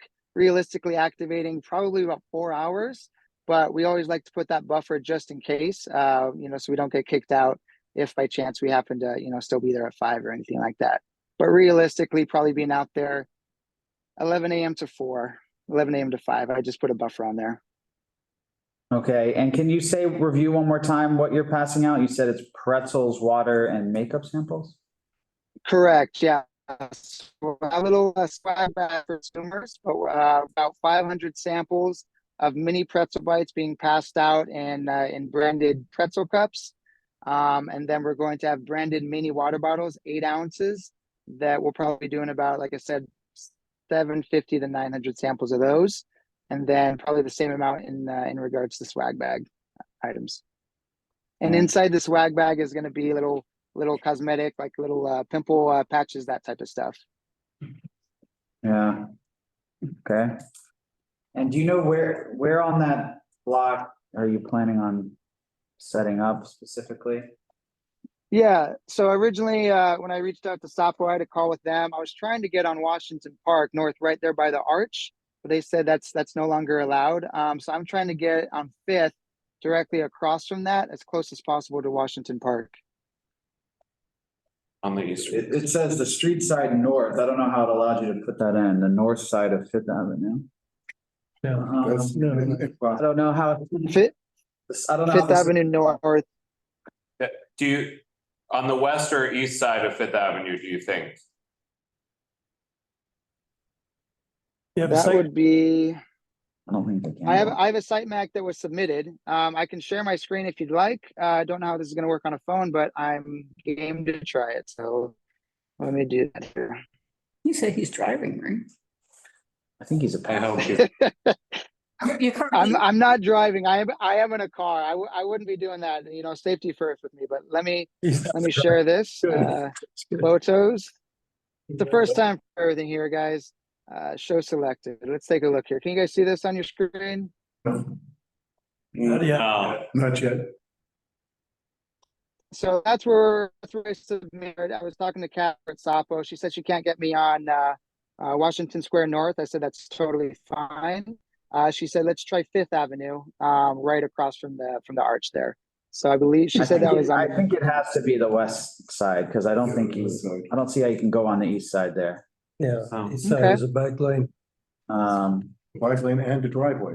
Yeah.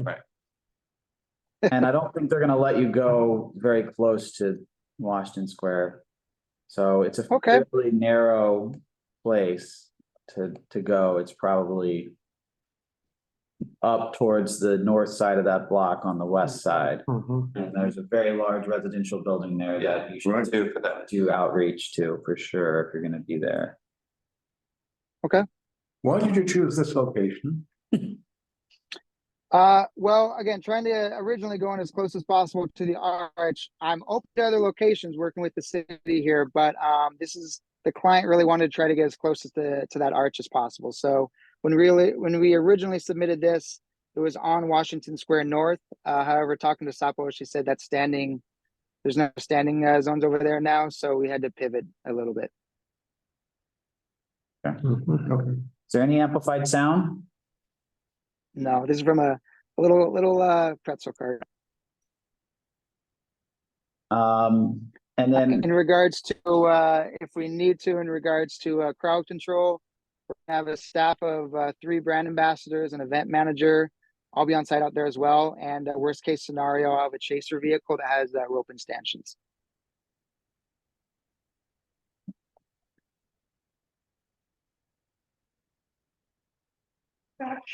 it's a bit of an unusual location. I have to think about it. But I just saw one like 2 weeks ago on Washington Square North and Fifth.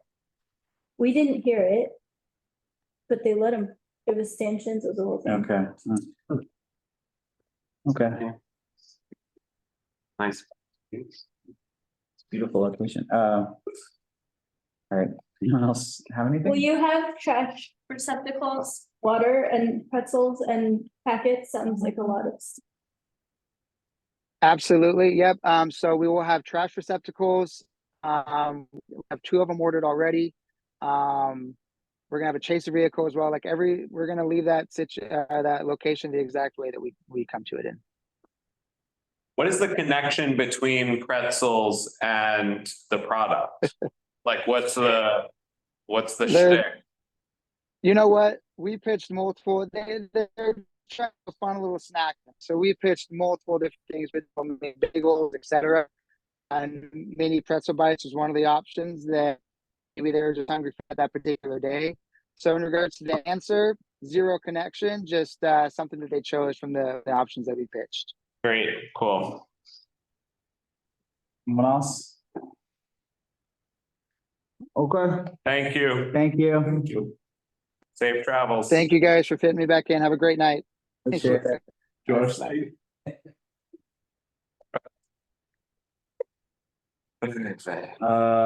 right. Do we have Netflix, Bridgerton? Okay. Cool. Yeah. No, we do. Hello. Hi. Hi, welcome. Thank you so much for having us. I am going to share my screen that I can walk you guys through our presentation. So we have here is what you're getting is a sneak peek at Netflix's Bridgerton season 3. We are doing a consumer stunt that we are looking to do in Gansevoort Plaza. What we are putting out here for the lovely New Yorkers, it's about what they're calling a Bridgerton Takes New York. It's just in this plaza right now. And we're transforming the plaza into a Regency era market. I'm not sure if you guys have seen the show, but it kind of takes you back in time to a cute little golden era And what we'll be doing in this area is giving out some little ties that Bridgerton has with companies, and we'll go through that. We'll have some carts, some costume actors, and then a surprise dance performance, in addition to some light violinists. So we'll show you all that we've got going on. The weekend that we're looking to do this is just the Saturday, May 11th. We had adjusted the date from the whole weekend to just the Saturday, with a load-in happening on that Friday instead. So the load-in dates would be around 8 a.m. to 10 p.m. Nothing really loud there. And I have a full run of show for you guys later in the deck. And then we will do final touches the morning of that Saturday, with the event actually being 10 a.m. to 6 o'clock, and then we'll load out that following evening. So here is the bird's eye view, our overview and floor plan. I'm not sure if you can see my mouse, but at the top here, we are doing some rope and stanchion. That would be our entryway for people if there is a line created. You'll see a lot of lines here. This is really just in case, so we have a full plan. We'll have them there to help. When you move through number one, this is like a cute little flower trellis, and then each of these little areas are other elements. So number two, we're doing a little giveaway. This is a floral cart giveaway. Number three is a little makeup giveaway. Number four is a watercolor artist. They are really quick little sitting sessions. 5 is a photo moment, and so is 7, and I'll show you in a render in a second. 8 here is just a dance floor. It's flat. It's really just an open area for our surprise performance to take place. And then this little 8 here where the circle is, that is where we're putting what we're calling our buskers. It's going to be 4 violinists that will play once an hour. And we'll go through that schedule as well. Moving over to this right side here, on number 9, we have a little confectioner's cart. We're giving away some Lauderay macarons. Number 10 is our coffee stall. We're doing some coffee giveaways. 11 is a little jewelry cart, and 12 is some swags. That is just like a little tote bag that we're giving out to consumers. 13 on this right side there is a fake piano, which is prop. And then you'll see the exit at that right side as well. So there's a perfect flow of entry. We have Netflix's preferred security that will be here in all areas and fully stationed. We're even looking at possibly mags. They are waiting to provide us with a full plan on that, but that will be there. We also have brand ambassadors at every one of these stations, at every line as well, to help the setup and the flow. And obviously that entry and the exit will have a clicker to make sure that the capacity of this area is exactly as it should be. Moving over, I'm going to show you here is that we have full 6 to 18 feet of pedestrian walkways on all sides. We are well aware of the lovely streets that happen here in this cute little area. What you're seeing is called an axon view. This is our render. So the entrance is over in that top left corner, and then they can come in through this, like what we're calling a trellis, and then they're able to handle or do as many or as little activities as they want in this area. Our current throughput, we're assuming people will stay between a half hour and an hour. As I move forward, this is just that main entrance walkway that we want to show you. We are designating our area with these picket fences that are easily removable or untied in case of any emergencies for this space. This is our install run of show. This is just giving you a brief idea. We're starting around 8 a.m. With our production vehicles, putting them here with starting our build. We'll do a lunch break. We'll continue to build more drop-offs. We'll finish the day around 10 o'clock, hopefully earlier. We'll get in the morning at 5 a.m.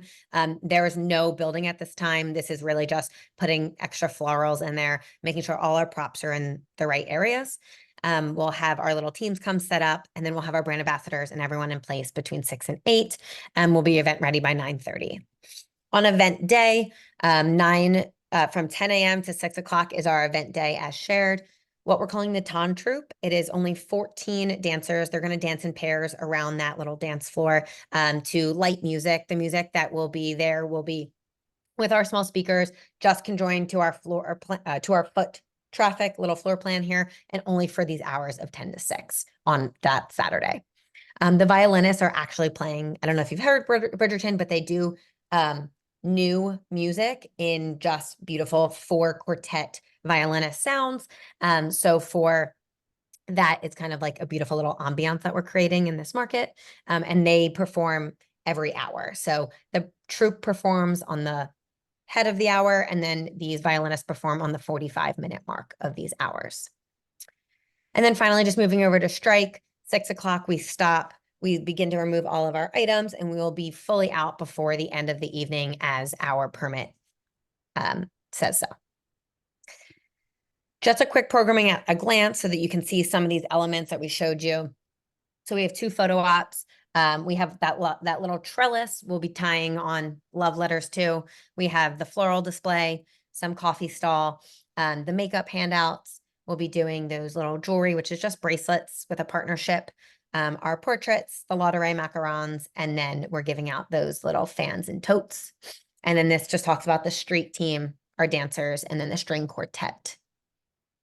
This here is our final throughput, so you guys can see everything that we've got going on in this area. We do expect a space capacity between 300 and 325. That is for guests, with an additional 50 members of staff on top of that. We are open for the 7 hours and would expect our throughput at the top to be around 2,500. Thank you. Any questions? Thank you. No, that's very comprehensive presentation. Appreciate that. For me, my biggest question that I would have is, I'm trying to understand the line management here. Yeah. Because this is taking up the entire plaza. It seems the only way the line can go is in front of, I think, what's the Lucid store, and then in front of the Ganswort Hotel. Yes, we're permitting that whole plaza. For this, we would only line management about halfway up this right-hand side right now, for this entry. Yes. Okay, but wait, I'm trying to, like, if there's it seems like there could be like 100+ person line, and I just don't know where it would go. So this plaza, if you zoom out, it goes straight up to 14th Street, and the permit includes that whole space. So we would line that right-hand side with still having more than 5 feet on either side for pedestrians. Okay, so you would use stanchion there to take it all the way up past the Ganswort Hotel. Correct. And we'll have security also, guys. Sorry, it's Adam. We'll have security out there to also do breaks, you know, obviously in front of the hotel, in front of the Lucid store. If it has to go a little bit north and maybe, you know, wrap around the corner. But we would definitely make sure that no businesses are impeded. Absolutely. Is there going to be advanced marketing that this is happening, or people will just discover it day of? I'm actually not aware of their marketing campaign here. We're just doing the event itself. So at this current time, I do not know of any pre-promotion that they're doing for this experience. Sorry? You should know. It seems like I would love that. I wish they told us everything, but we don't handle the media portion of this side. We're gonna have to find out though, because that's a SAPO question they're gonna ask us, just so you know, Karina. So we're gonna have to find out. just because know that, there's guys, a lot of this is still being developed. This event isn't almost 6 weeks away. So even a lot of the creative that you saw tonight was developed over the past week. So a lot of things are still developing, but we're happy to share what the PR plan is and what the social media plan is in the coming weeks once that's all developed. But yes, typically something like this, we do not advertise very far in advance. We know that word of mouth can travel. It's also the new season, so it's not going to be, you know, advertised obviously. And we know that too many people can work against us. So, you know, it's not something that's going to be pushed very hard on the socials. No.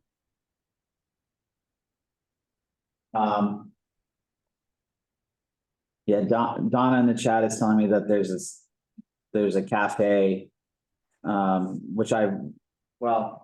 is a cafe there, which I've seen, but it looks like they are extending that cafe out into the plaza. So that could prevent an issue with the 5 feet of pedestrian egress if that cafe is out on the day of your event. So have you talked to them at all about this?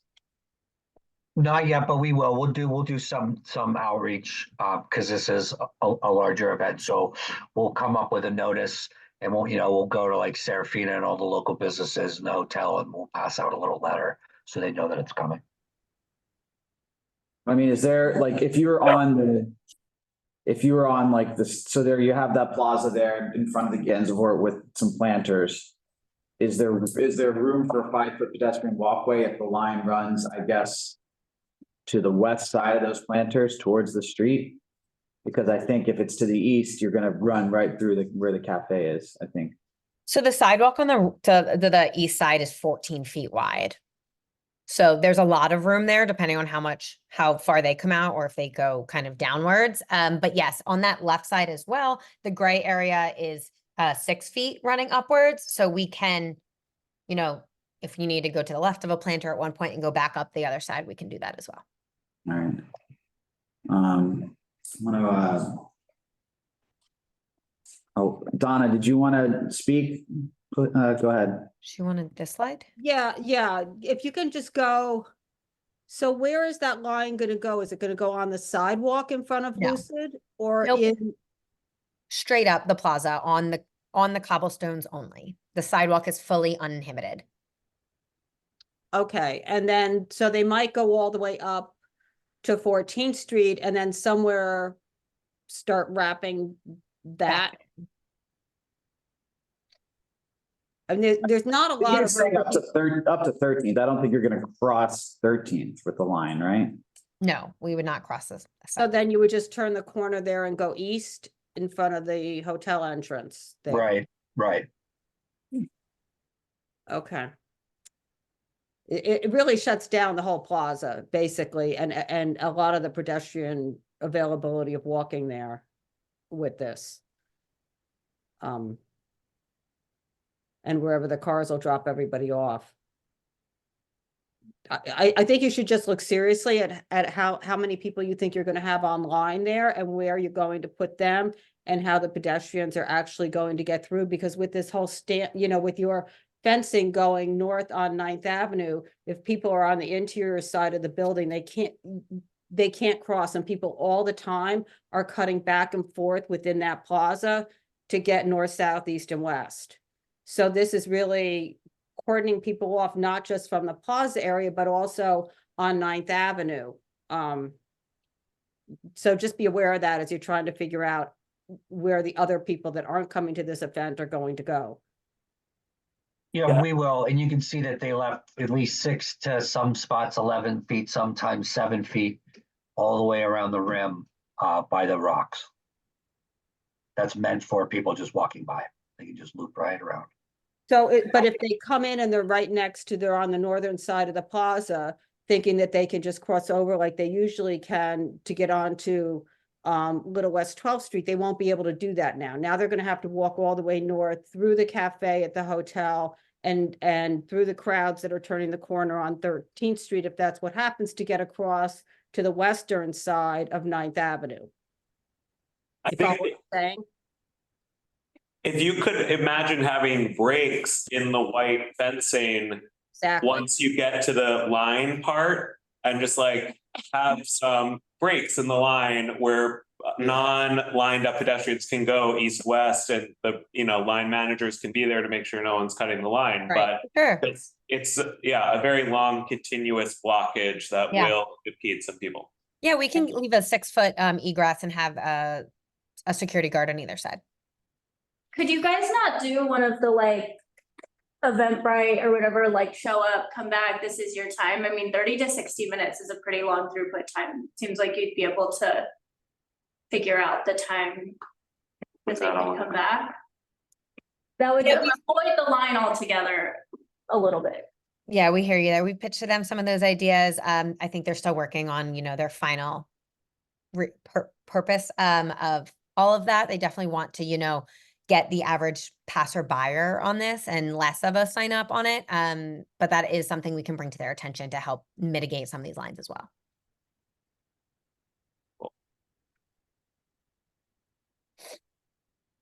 Oh, I'm marking my count. All right.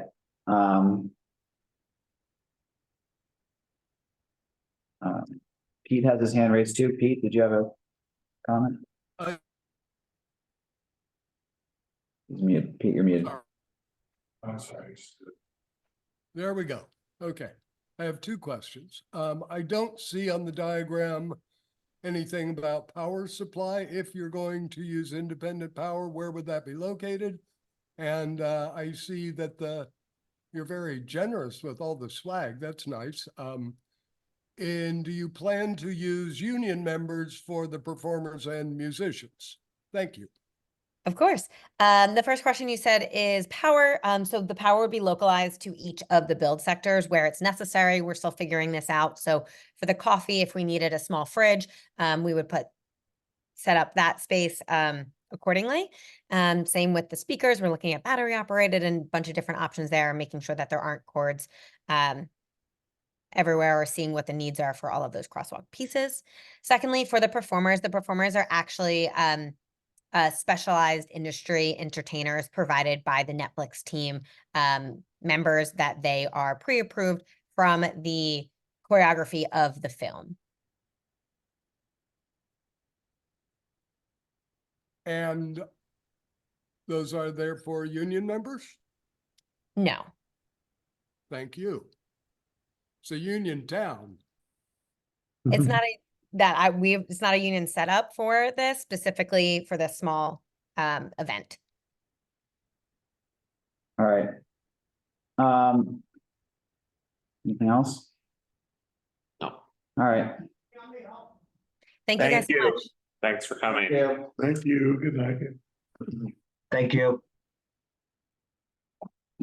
What's next? Equinox. So No, Masters of Smoke. wasn't that withdrawn? That was laid over or withdrawn?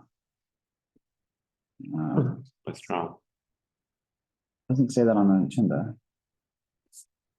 Says, No, it's never been the one on the website. stated it was withdrawn, but needs to withdraw on Okay, database. that's fine. Equinox. I don't think we heard back from them. That's a no-show.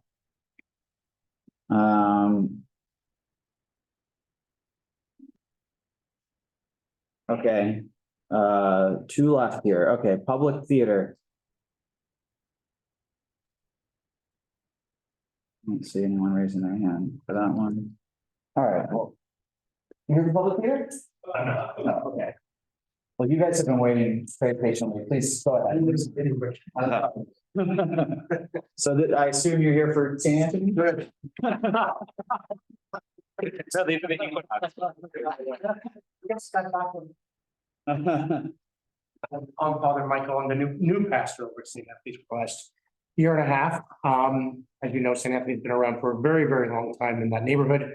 For about 138 years, it's been there, and the Franciscans, we've been there since then. So they kind of handed it over to me and said, "Do your best." We'd like to start. I would like to renew or restart the Feast of St. Anthony. Now we've applied recently, and the city said said it was going to be. It was a new festival. And I'm sorry, that's my diagram that we have. I didn't have my crayon, so I just it's basically Sullivan Street. What we're trying to, again, the reason why we stopped doing, number one, we had construction I'm sure most people saw that construction up there for at least 4 or 5 years, that the scaffolding up there. Then with the pandemic and everything else like that, so it's been a long time. So last year I did a modified one where I just did it. I was supposed to be for 2 days. The first night I did a concert in the church, free concert, had local artists and things like that. They came in, it was a free concert. And then the next day was the feast where we had a procession through the streets, and they all came out and they were so happy. The neighborhood that was coming back again, because it's been many, many years. It was there 40, 50, 60 years, I don't even know. But then it stopped because of construction and things like that. So we were denied because they said it was going to be a new feast. And we're saying, no, not really, wasn't new. We were kind of under suspension, so to speak, because we were doing all this construction and stuff. That's safety work, there's safety problems. So we're coming here to see if we can revive it. It would take up Sullivan. Prior years, it was 3 blocks over and it was all over the neighborhood, which is the Sullivan Street. I have with me Vincent Svada, who is from, he and his brother Angelo, they run Wonderland Amusements. It's the same amusement company that does San Gennaro. They were little boys running around the feast at St. Anthony with their parents. So they came up to me last year and said, would you like to see if we can get this thing going again? Obviously not on the scale that it used to be, but a little bit more than last year. Last year was like a tentative things, see what we could like and see how the neighborhood would react. Spoken to many of the businesses on there. They're willing to, a lot of them have sheds. So they say, we'll just open the sheds up to the other side now. The only one I haven't spoken to is the Dutch, and I'm sure it's hard to find who's over there. Vincent and his brother Angelo have the vendors along the streets there. We have an extra wide, obviously the extra wide sidewalk on Houston there. You can basically drive a truck on that, but that's we don't plan on doing that. But again, this is our first try at this to see what we can do. I know that we hopefully or may have problems with the city in the sense that we've got because it wasn't continuous. And our excuse basically was it's not a new feast, it's been around for a long time. We're just trying to revive it. And since I'm old enough and stupid enough to start this thing again, to be able to do that.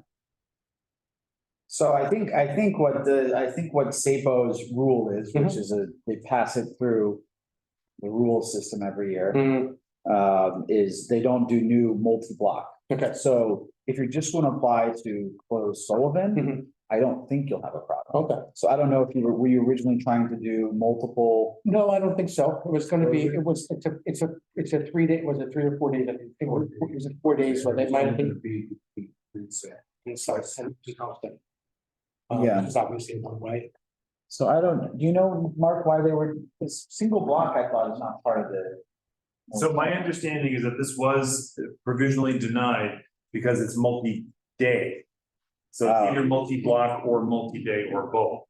And that was the reason, because as Father said, it was not considered to be a renewal because it had been too long.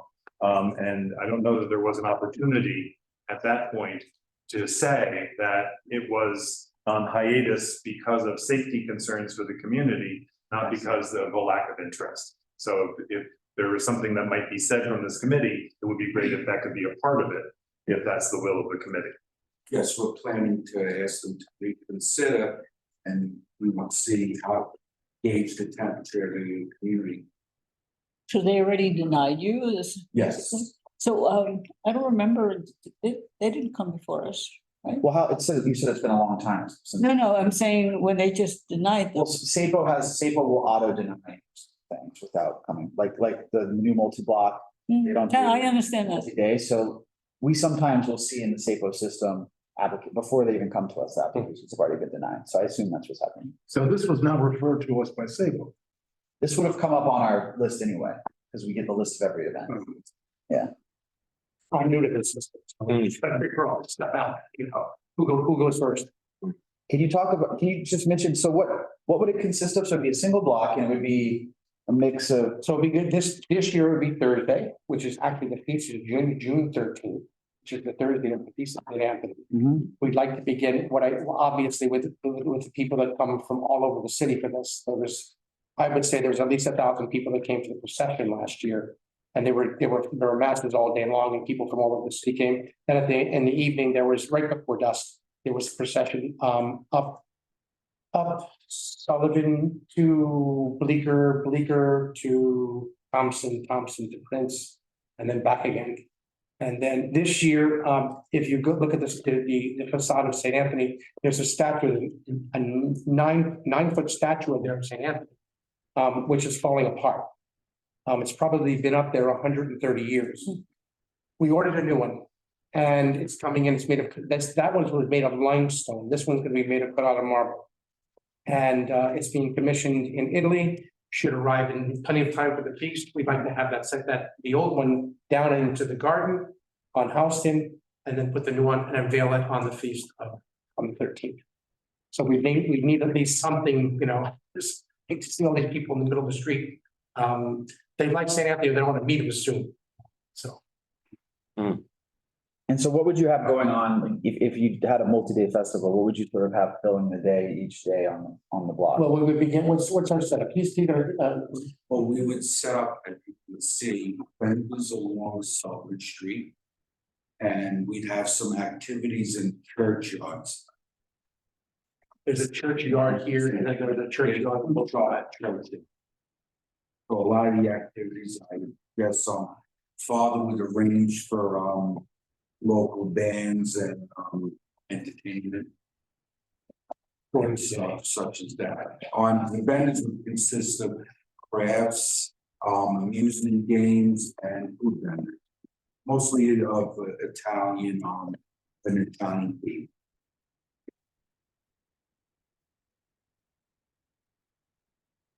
So during the whole feast, it would be the same vendors? Yes, yes. We would. We got them for the 12 days. Yes. No, 3 days. 3 days. 3 days. Oh, I'm sorry, just 24.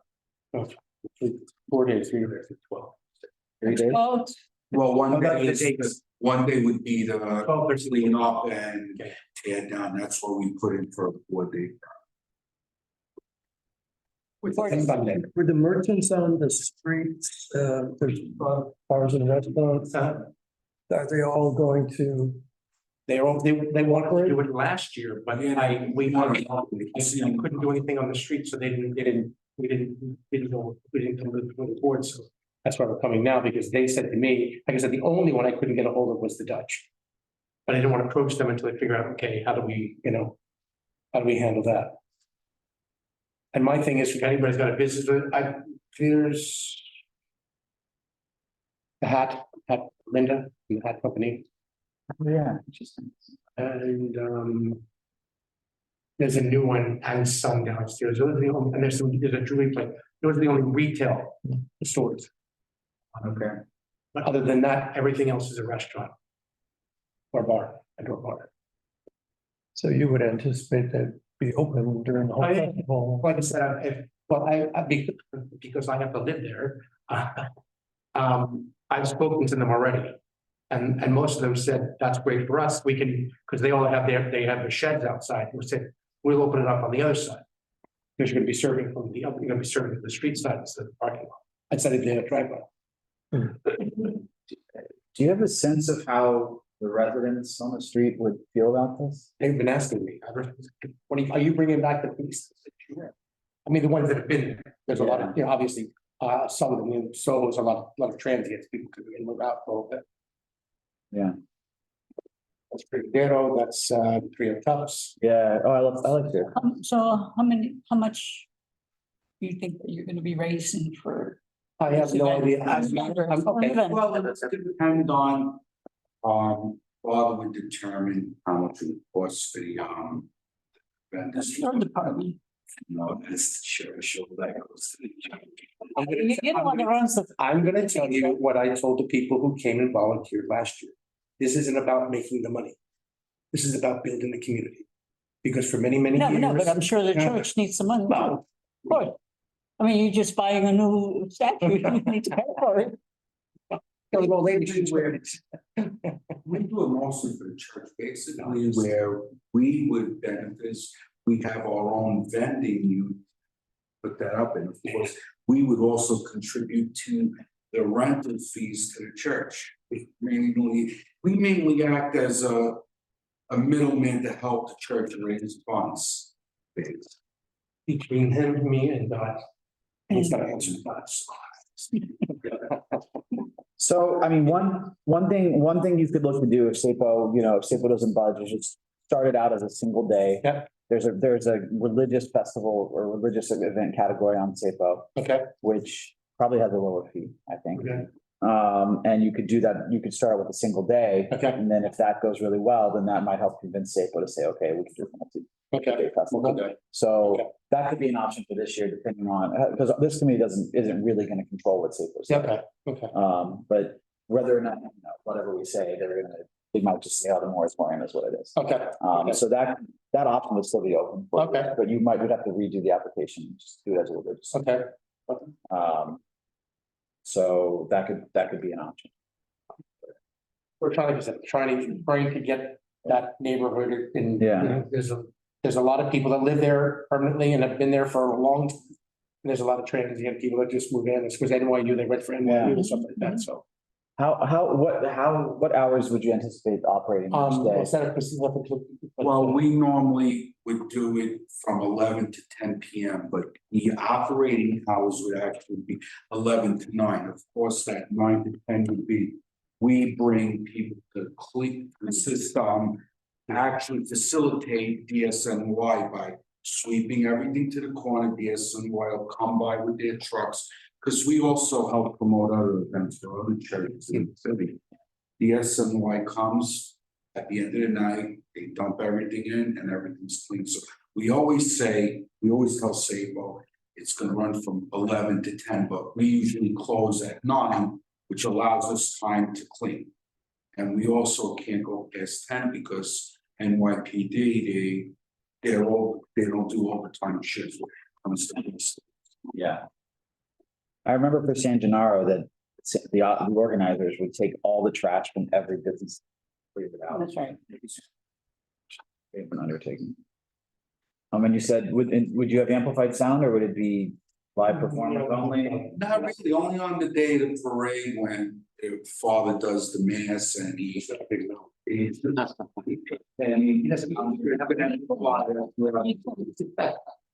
And the only other amplified would be a speaker mounted to let the vendors know it's time to close. We usually give them like an hour notice. It's now 9, like San Gennaro does. It's now 9 o'clock. Please be prepared and be out of here.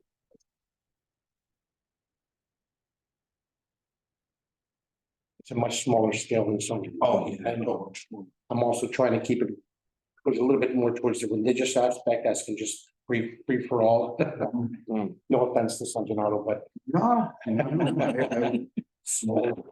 I have, like I said, I have to live there. When I walk that, I have to walk these people every day. Some people like in Italian, not, it's more religious. Do you know when the last time this happened? I don't know. I mean, most of the guys who've done it, they've either moved out of the state or. Sorry. I have no idea.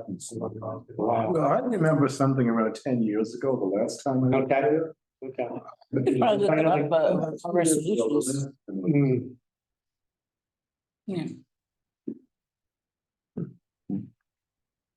Like I said, I think what we're trying, I guess we're coming here obviously, and one of the suggestions is to see if we can get your suggestion to the city will be, it's not a new app, it's not a new application, it's it's something that's been around, it's just been, in hiatus, so to speak, So I because of guess it construction. would be important to find out what was the last one that they. Would be important, yeah. I'm sure we could probably find that out from our records. Sure. And then Test my memory and see if I'm right. And then I wouldn't want to owe you money, that's for sure. like the various like games and whatever for the kids and stuff, it wouldn't be anything like San Gennaro. No, what like I'm Ferris getting- wheel. No, if you do that, that would be in the parking lot. That wouldn't Yeah, be- if there's So that's any type of amusement rides, it would definitely be. Because I have that like parking lot. churches. Wouldn't be on the street. So it would just be little, whatever you do on the street would be. Like one game, whack-a-mole, those are the type of games that we do. None of those, I know the. San Gennaro is crazy. Yeah. No. I've been to San Gennaro. There was an article in 2001 that said the feast of St. Anthony won't happen for the first time in 50 years. Okay. St. Anthony's Church on the corner of Pelican will not hold the annual Tweed Festival. Wow. That's not to say it didn't happen after that. 2001, June was the first time it hadn't happened. And Okay. I can also ask Sabo if they could give us and you guys the records of the last festival that was run. I could ask if they would have any. I think yeah, go ahead. I just think like starting with a 1-day application, get approved, do it, show that you can make it happen, and then next year, go for the extended version. Okay.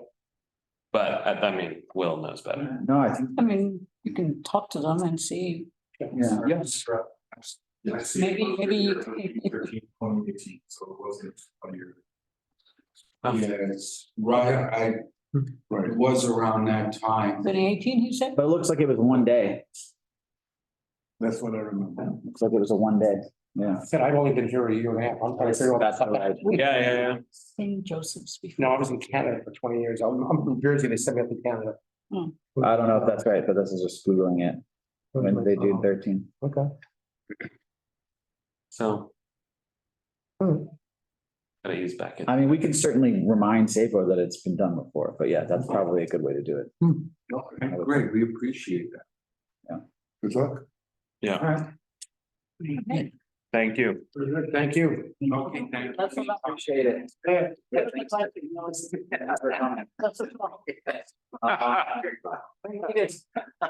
So there's, It's okay. so there's nobody here from the public theater? Thank you. Soho, sorry, not Soho, Equinox, Soho. Thank you for coming. Thank you. Bye. Thank you. Nobody here from public, Equinox. Robin. Christoph Robin or Upside Pizza, right? Okay. Good night, everyone. Good night. Happy Easter. All right. Going to biz session. Handsome. So any comments on the?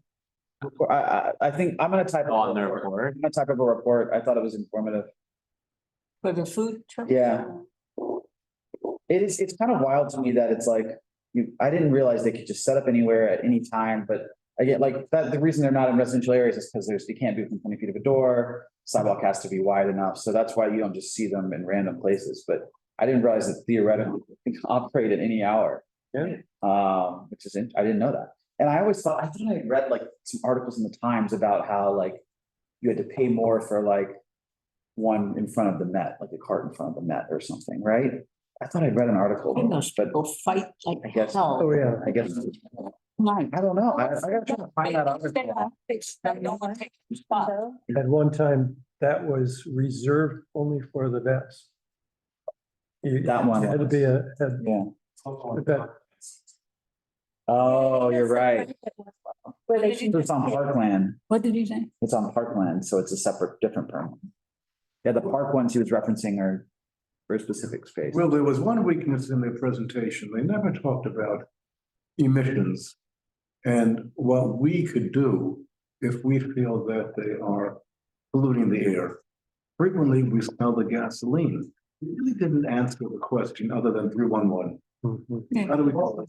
Because I don't think the rules define it, they just define it as a nuisance. They don't have a certain emission cap or whatever, Right, so. right. It's basically like the ones where the person's had like the wood burning stove or whatever coming into their apartment. That would probably be a nuisance. And so I don't know if it's a weakness in their presentation or it's just how the rules are written. We'd have to make the argument that the smell is a nuisance. Not that. Or like actual smoke coming in would definitely be a nuisance, which is what people said about the jerk chicken. And they said that it's the FDNY who determines whether they can use different kinds of fuels and. All right, well, I'll write up a report on it. Thanks for taking notes. I took a bunch of notes too. My editorializing is, I was very unimpressed with what they had to say about issuing the permits. I don't think they gave any real answer about why it's going so slowly. And I just would point us back to our resolution from 2019 where we talked about all the reasons. Was it this committee or It was this committee when it was called Quality of Life. And I wrote it, so I remember it well. This was, I guess, before I joined. It was the Joe Gallagher era. Joe Gallagher was chair of the committee. Yes. And I was at that meeting. You're right. And You're right. we advocated for increasing the number of permits because of all the bad consequences that come from not having enough, and they're just continuing even though we're in the new regulatory regime. Sorry. I didn't remember. No, I was confused. I don't remember. I didn't remember doing that. I was like, did I do? So, okay, before I go. But I just think like the reporting is clear that they are not issuing the permits in a timely manner, and I don't think they have any, I just was disappointed not to hear any real information, just the idea that like people are applying for permits and then changing their mind, like there's tens of thousands of people, there are over 10,000 people who want these permits. I'm not And sure that guy made an answer. so anyway, that's my comment on that question. I think a good takeaway though is that we now, they've said we can send when we get issues from the public on certain locations or from us, or from the board. We can give them to Mark, thank you. And Mark can follow up directly with DSY, which is helpful to have established that relationship contact. And we get far more complaints that would go to DSNY than help. Yes, for sure, for sure. And if I could just say that the significance of that is that up till now, we've been directed to DEP, right, for things like that. So having a DSNY more responsive. You have their own enforcement. There you go. Interesting. All right. Instead of hiring 60 more inspectors, they should hire a couple more. Carter, do you want to add something on this? I see your hand raised. Yeah, I was just going to say there are so many locations where people cannot vend in our community that it's not really apparent to people just how many where you cannot be. And that's a big part of the reason that the bids have been so involved in this, including the Soho bid, which has an entire document that they had created in the past, you know, with regards to vending in Soho. And that's why, you know, you have the NoHo bid. And so there's, you know, and that's why I brought up 7th Avenue South. And the issue is rogue vendors that roll in at night when it's super busy and add a lot more to all the issues, or the ice cream trucks, which, you know, if you live above where one of those old ice cream trucks pulls up, you hear everything is open to the sky for all of their refrigeration equipment. It's so loud. And that's the enforcement is the rogue stuff, not the people who are regularly placed somewhere, because that's easy to get enforcement actions against. Yeah. And referencing that guidebook I just posted, that's pretty interesting, the 2016. Yes. Yeah. That's interesting. Yeah. So, and people had spent a lot of time on this, but all the bids at one point or another, as they've changed over their staffing, somebody, you know, they get a ton of complaints, and then somebody on the bid has to over-educate themselves on all the rules, spend a significant amount of time trying to get enforcement, etc. But it's really the rogue trucks that are the issue, not the ones that regularly park, because most of them follow the rules. Yeah. And that, I think that's what I heard, that they didn't have any enforcement during those hours. You know, but I could be wrong in that there might be during lunchtime or whatever more trucks parked illegally, but that with the pandemic and the after the pandemic, that doesn't seem to be as big of an issue. It's right. just the rogue stuff, and so the street carts, and then that goes into the guys who just set up their grill on the sidewalk, which I think now with the direct DSNY channel, hopefully we'll maybe be able to get a little more action on that stuff.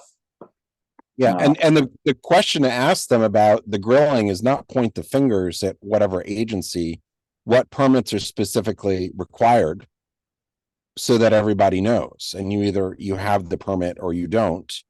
Yeah.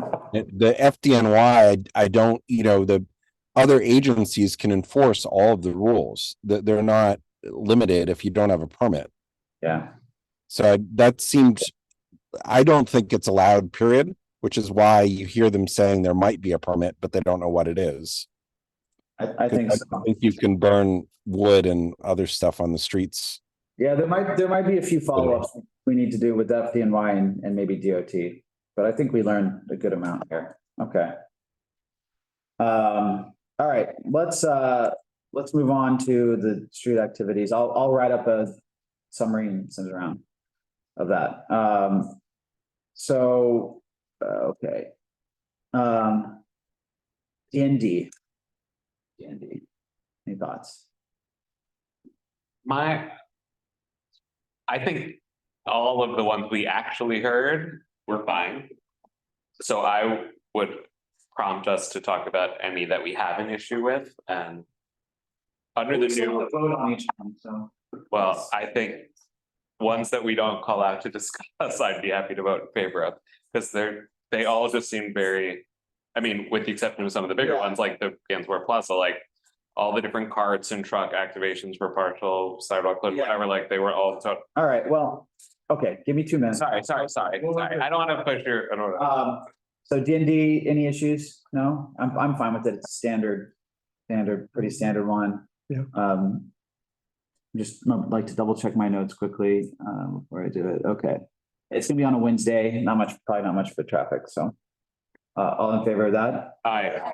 Opposed, abstain, okay. And then Reebok is pretty similar, very similar to that, just on the other side of Broadway. What do with that? No. All right, all in favor? Okay. Aye. Opposed, abstain, use.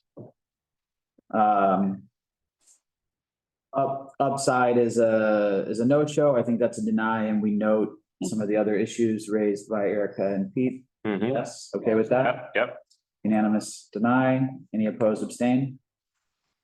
Okay, Christoph Robin, no show. Unanimous deny, all in favor? Aye. Any opposed, abstain, recuse? What is it for stuff open? I don't even know. Does anyone know? Well, not know. It's a no show. They're denied. Hero Cosmetics. Lights. I haven't seen much on that block, but I guess it's fine. Let this be the trailblazer. We can test it out and see how it goes. I was surprised when I saw the truck. Actually, I took a photo. Where, you saw it right at the corner? It's on Washington Square Park North, right at the Fifth Ave. They were doing, what's those, they're like Japanese candies. They were handing out Easter eggs full of them. On the east or west side of this. They were, It was on Washington Square Park North. Oh, just in the middle, like at where the arches. On Washington Square Park North, on the north side, right at Fifth Ave. on the- and I attended one of these. Oh, yeah. events I've seen where they trucks handed out little Yeah. vegan Yeah, burritos or something. And that was set up at that corner. Yeah. too. like I imagine that's the closest they'll let them get to the arch. But Yeah, I wonder that's if he not was new. confused because he kept saying north side, but maybe they're saying the north side abutting Fifth. Yeah, but maybe they'll put it there. Okay, People will get the. all in favor of that, say aye. Aye. I could use a pretzel right now. It's time for dinner. I should eat before these meetings. I never think. No, thank you. Goodbye. Laura Orb. They're gonna get it anyway, so we must. That's one that's gonna happen anyway, yeah. Let's, But I would, we add about the. We can say the things, yeah. The music, the traffic signage and the advance notice were. Yeah. I think we could strongly encourage that. The traffic signage was very successful. yeah, I mean, it's a large cultural event for the city and it's the after party. Like you said, Oh, reach, they haven't done yet. outreach, yeah. All right, so what is it? It's an approved, but noting all of these. They're gonna be. Yeah, with. Provided All right, that. all in favor, say aye. Aye. Recuse, abstain, aye, okay. Bridgerton, I think we want. The thing I remember, because like I said, it is the break in the fencing for people to go east-west, so a break in the line. yeah, I wish they wouldn't take up the entire plaza, like that's, most of the large events don't even do that. I guess it's for one day, but. I don't understand why they need a line when it takes people 30 to 60 minutes to get through the thing. It's silly. They're not gonna get passersby waiting in line for 4 hours. I don't think people are gonna stay in there for 30 minutes. I feel like it would be like a 10-minute thing. I guess if you skip the watercolor paintings, That's gonna be the choke point. All right. I think it's okay for right. I'm gonna go to it. I think it's interesting. are you being serious? Yeah, why not? I live right there. What else am I gonna do? I have no life. It's the same. That's, but not on Saturday. The lines. So we want to say approve with commentary Yes. on the line as well as on the, what's I gonna say? Sorry, I thought I had something else. Oh, Isabel with the Village Alliance. Oh, that was public theater. That was for public theater because it's in the Village Line. What are we up to? We can maybe reopen for that one. Equinox, Hold on, we didn't vote. so, sure for which one? We haven't voted on Bridgerton. Okay, so we're all in favor of approve with commentary? Yes. Yes. Okay, And the commentary is just the break-in fencing, or was there? Yes. I had something else on to my tonight. Oh, okay, whatever. Outreach, all right. They haven't done any. Yeah, outreach. I think it's just, we don't know how much marketing they're gonna do of it, and we encourage them to do less. Arthur, John, Equinox, no show, all in favor of denying, say aye. Aye. Opposed, excused. Right over. All right, so what do we want to say on St. Anthony? The panel is laid over. Yeah. Yeah, I don't think. The public theater, no show? Well, they're here. Well, we're business session. We can reopen it. We can reopen the public session.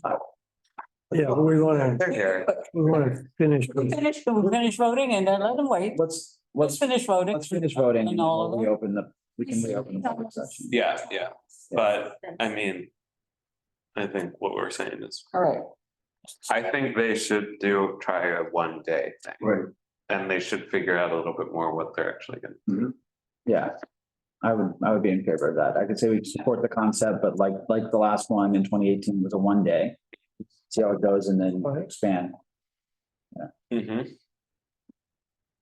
But we should say why they said what they said, that they didn't do it because of. We can still mention that it was a That previous, yeah, we can let CFO know that, look, we think they are, would be theoretically to be eligible for more than that, but we would recommend that they sort of ease back into it with the 1 day. Yeah, they need to, I think they need to get their feet under them. Approve with like the 1 day commentary? Yes. All in favor, say aye. Aye. Okay, Opposed, abstained, excused. that's it. All right, so let's reopen the public session. All right, Isabel, I'm gonna promote you. Can you try to make this fairly quick? Yes, I gotta go. No, you accidentally, sorry. Hello, Hi. thanks for having me. Let me pull okay, perfect. Okay, so my colleagues from the Public Theater had a hard out earlier this evening, so originally they were gonna present the nuts and bolts, but I'm standing in for them and I have most of the information from the event. And let me see if I can share my screen.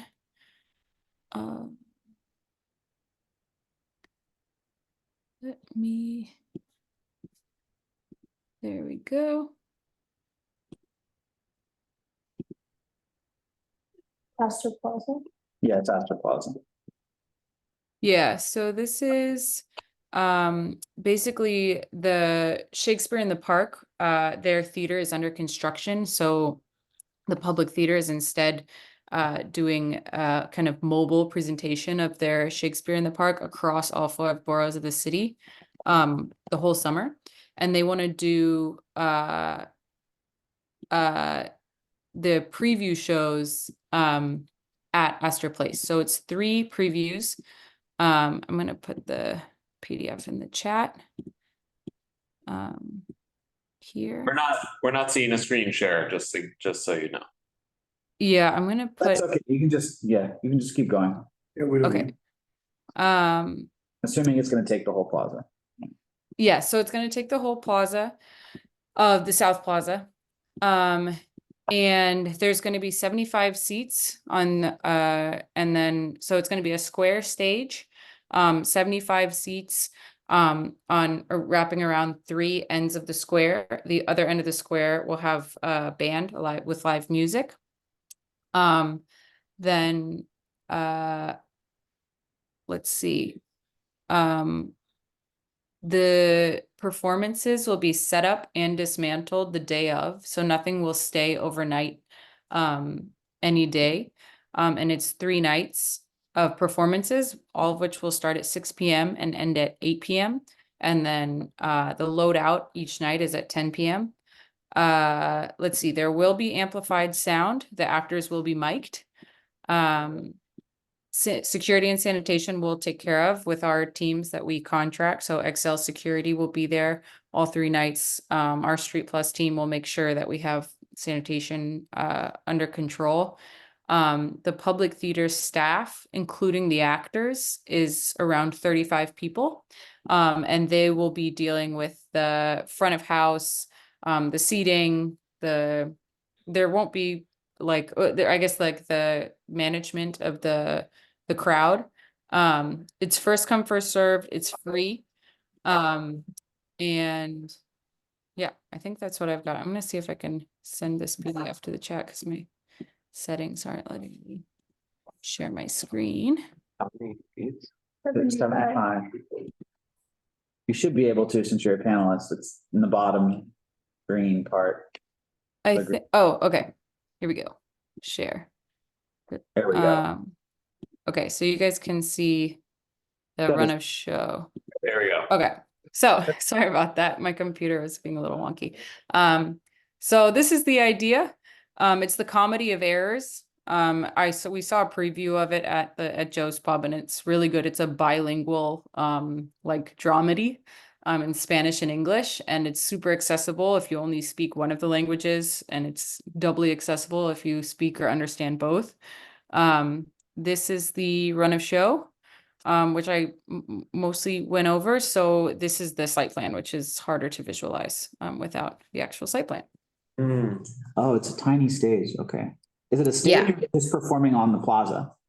It's like a 2-foot stage, a 2-foot high. And of course, we'll move our tables and chairs each afternoon for the plazas, for the performances. Is there a place for people, like, are people going to be queuing for these seats? It's not that many seats. So they have front of house, the tents on the like left of the square is where they'll be managing like the queue. And then it'll just be first come, first serve. How long might people to queue? Yeah, how long might people, the line when it's in Central Park, people get there at the crack of dawn and hang out for hours. So is that since these are previews, they're not going to be marketed.